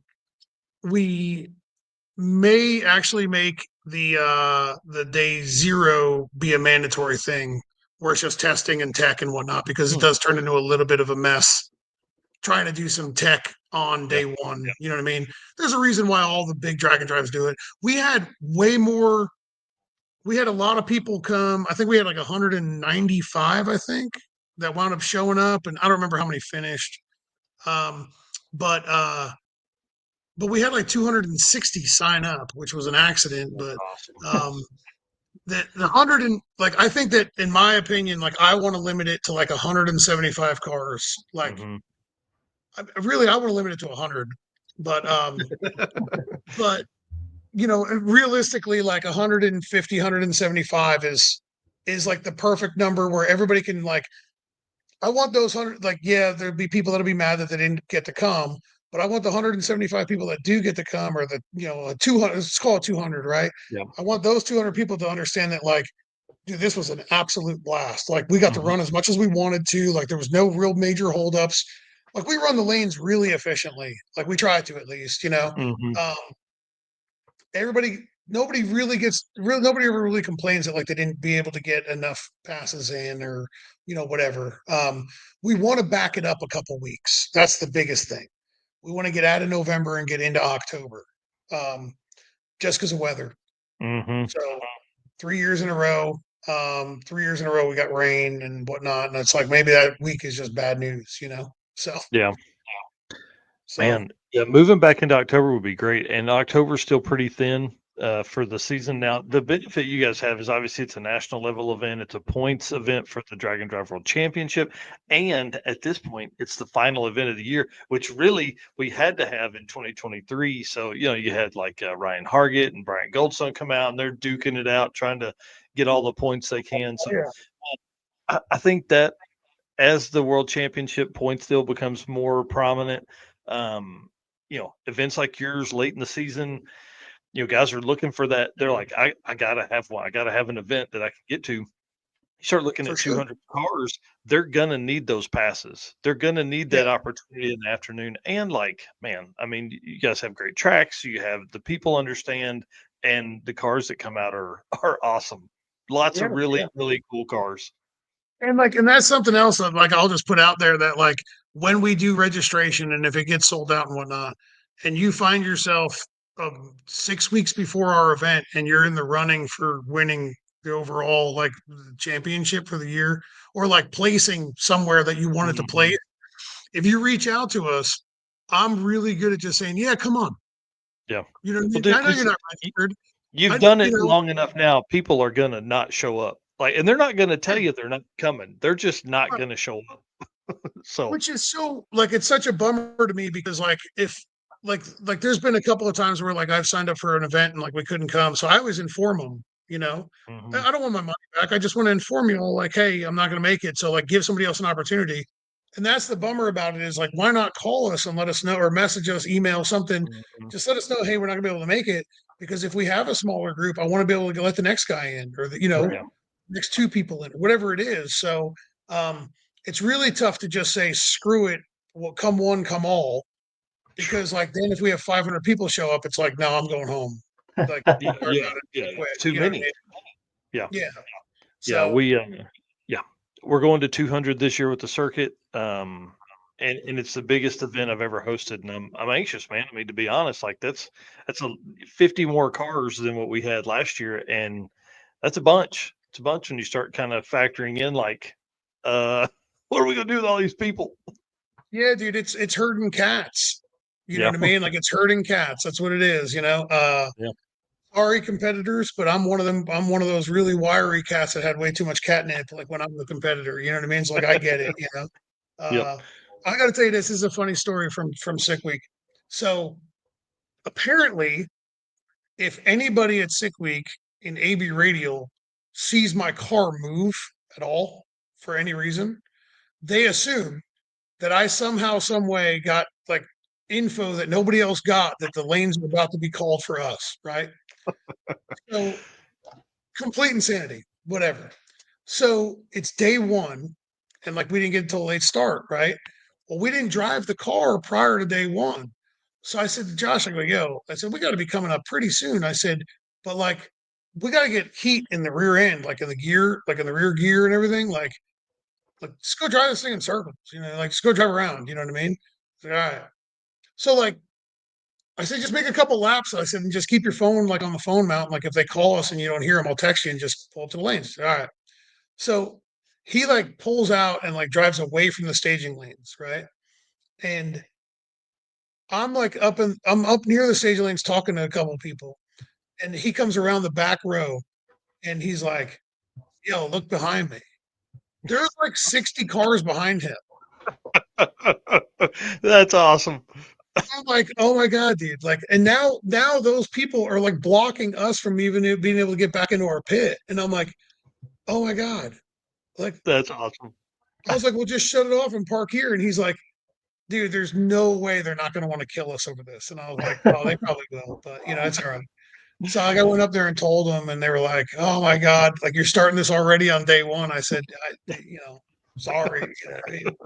But, Man. Uh, but I would tell Josh, I'd be like, yo, get in the car. They're going to call us any minute. And he'd be like, dude, I'm not even getting near that damn car because people are watching us. And I'm like, I'm telling you, they're going to call us. And it was just so bad. It was like, so, I don't know. It was really funny though. It was really, because like, it was like literally like a parade of people like following him around. I was like, God dang, guys, like, come on. That's I know you're awesome. anxious, but chill out, It was funny though. So those are That's the types cool. of things that like when I look back, I always laugh about, like, and have fun with, like, meeting people in the gas station bullshitting, Mhm. and um Man, that's the fun I had part. a Mustang just like this. Guarantee Yeah, you yeah, did. oh yeah, we heard that a bunch. Yeah. Well, I can tell you what our schedule is for this year.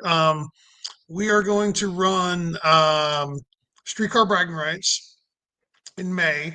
We're going to run Six Summer. We're probably gonna, if Nate has his event at No Mercy this fall in Georgia, we're gonna run that. We're gonna run the Sick at the Rock thing. I saw that they just changed some stuff around with that this afternoon. Mhm. Um, I don't know if we'll do that or not. I don't know. I'll just have to kind of read about it and see if it's something that is good for us or not. And then, yeah, Laura, that's what I'm talking about. Well, she's the one that books all the stuff, so like she probably knows better than me. Um, and then I think that was really all we really had planned. There's a handful of like there's a couple of shootouts that are like local that we're gonna go to and run them. But that's it. You know. That's awesome. That's all. So I mean, like, I was going to ask if you made it into drag week. It was going to didn't even MI try. offer. Okay. Didn't even try. Break my heart. It's okay. It's fine. Well, man, it's drag week. Where is it? It's up in VMP and everything, and like in Philly, Mhm. right? Yep. Yeah, man. Like, why? Dude, I'm telling you could go back. It's like back home. Yeah, like, there's back home. Like, I don't think they could pay me enough. You know what I mean? Like, well, I don't want to go to Philadelphia. Like, I yeah, hate Philadelphia.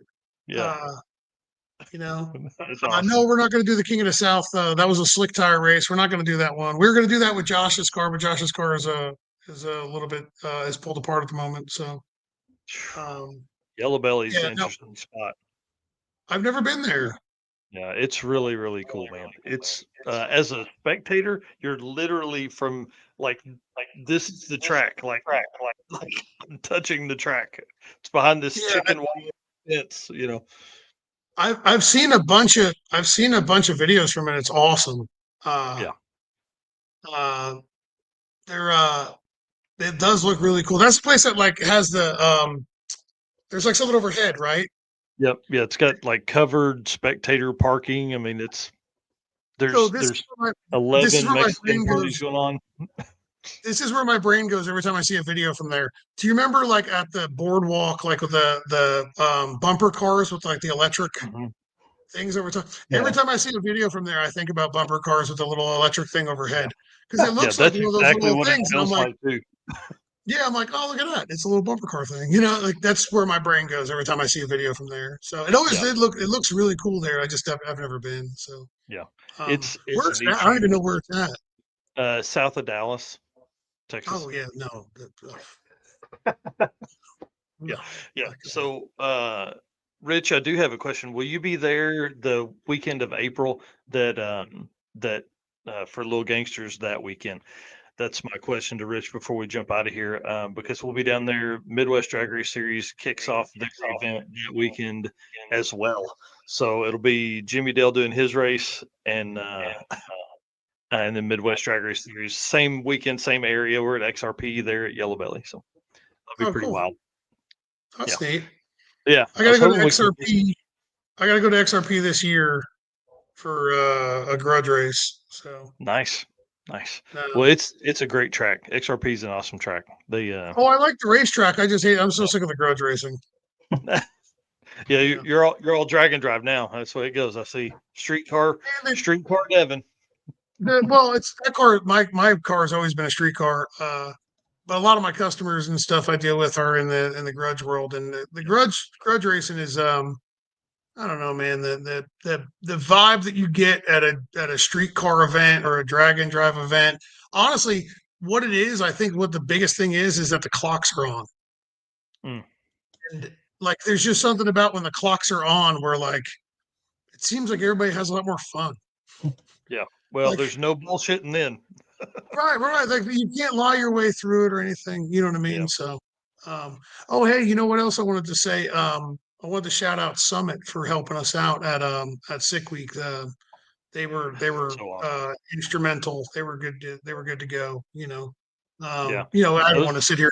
We got plenty of sponsors, but they were somebody that helped us at the track that sponsored y'all and sponsored the event. Like Yep. it's as a business owner, it's tough to be supportive of Summit because like they're the gorilla, you know what I mean? Like and like they just outsell you. But as a racer, like you can't you cannot let them go unappreciated. You know what I mean? Like they were great. So Yeah, and those guys that were down there working, they're drag and drive racers. Like Tommy races Drag Week. yep.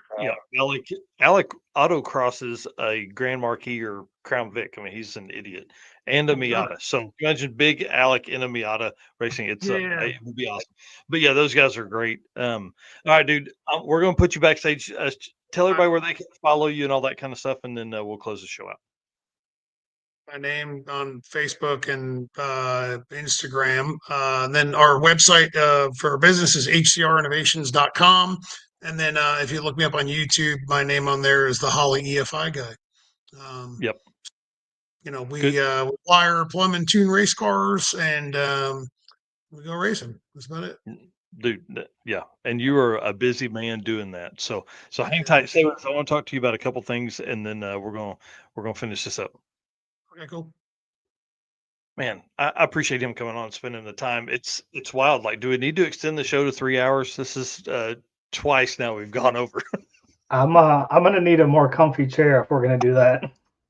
Oh, I'm telling you, yeah, my back's hurting already. But man, this has been great. Appreciate everybody. We've had great numbers tonight, great comments. I think Devin is kind of like what Ed Enzer was. Like he's so smart that people they're scared to ask questions. So next time we have him on, he's been on. I think this is his third or fourth time to be on, and I'm excited. So as we get more info on Southeast Street Meet 2025, we'll have Laura on. We'll leave Devin inside the house to make comments in the chat. We'll go from there. So I want to say thanks, and I want to say thanks to Carolyn for coming on from Youth Services of Tulsa. That was awesome. John Paul Frank's coming on talking about Heads Up Hustle and the Melling Performance sponsorship there for their title sponsor. Man, it's been a great show. We've been super busy. So Yeah. we've been talking the whole time. So send us out and we'll get rolling, man. Well, you want to talk about next week real quick first? You mean episode 100?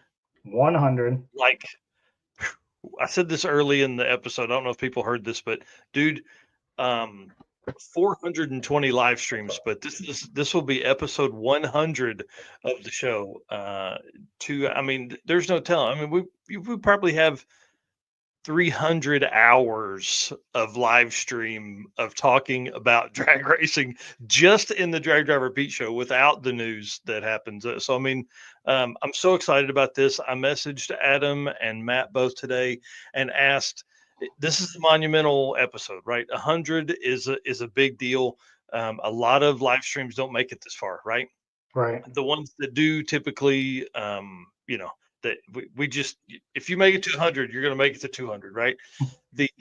These guys are the reason I started all this, right? Jonathan Stonecipher is pivotal in me following this stuff. Matt Frost is the reason that I competed in a drag and drive in 2020 when Drag Week canceled and he kicked off 2.0. Without that, I mean, we wouldn't be right here, or we would, and we'd be on episode 10. You know what I mean? Like it would have been just drastically different. So Adam Dory, he is who I base if I like an announcer on or not. Adam's one of the best announcers in the game of any automotive stuff. So those two guys are going to be on. I'm going to try and talk June into coming on as well to talk about some of the stuff. I want to talk about the history of Rocky Mountain, kind of where it came from. They're celebrating their 10th anniversary. We're moving into a new era of drag and drive and what that means for them and what we can look at moving forward and all that kind of stuff. So, and obviously we're going to talk about Mega Week. I mean, the biggest, baddest drag and drive to ever have happened, the biggest party I think we'll ever see, 600 cars. Like we're going to get nitty gritty. We're probably going to be 2 hours with them. I don't know if we're going to have another guest, maybe not. If we do, it'll be a short one. Yeah, I would love to give them as much time as we can talk about stuff. So I'm already making notes for it. Obviously, I think it's just going to be awesome to have them on and go through that history with them, and the future. Like we're going to talk about all kinds of shit. So it's going to be awesome. Episode 100 will be March 5th. So 3-5. I can't believe it, dude. 100 live streams talking about Dragon Drive, man. It's awesome. I'm super excited. It's going to be awesome. All right. Thank you, everybody, tonight. We've had, like you mentioned, great numbers, tons of people in here, tons of comments. Again, you guys are the reason we do this. So thank you so much for watching every week. Again, going on 100 episodes. If you guys aren't watching this, we wouldn't make it to 100. So again, thank you guys. And like we always say, none of this would be possible if we didn't have our sponsors: Summit Racing Equipment, Deechworks, Molly Motorsports, Driven Racing Oil, Howard's Cam, J-Wire Solution, WAF Racing, Performer Built Transmission, Card Chains 3D, Power Tube TV, Sweet Patina, and Racing Junk. Thanks, guys. We will see you next week for episode 100. Yep. See you guys.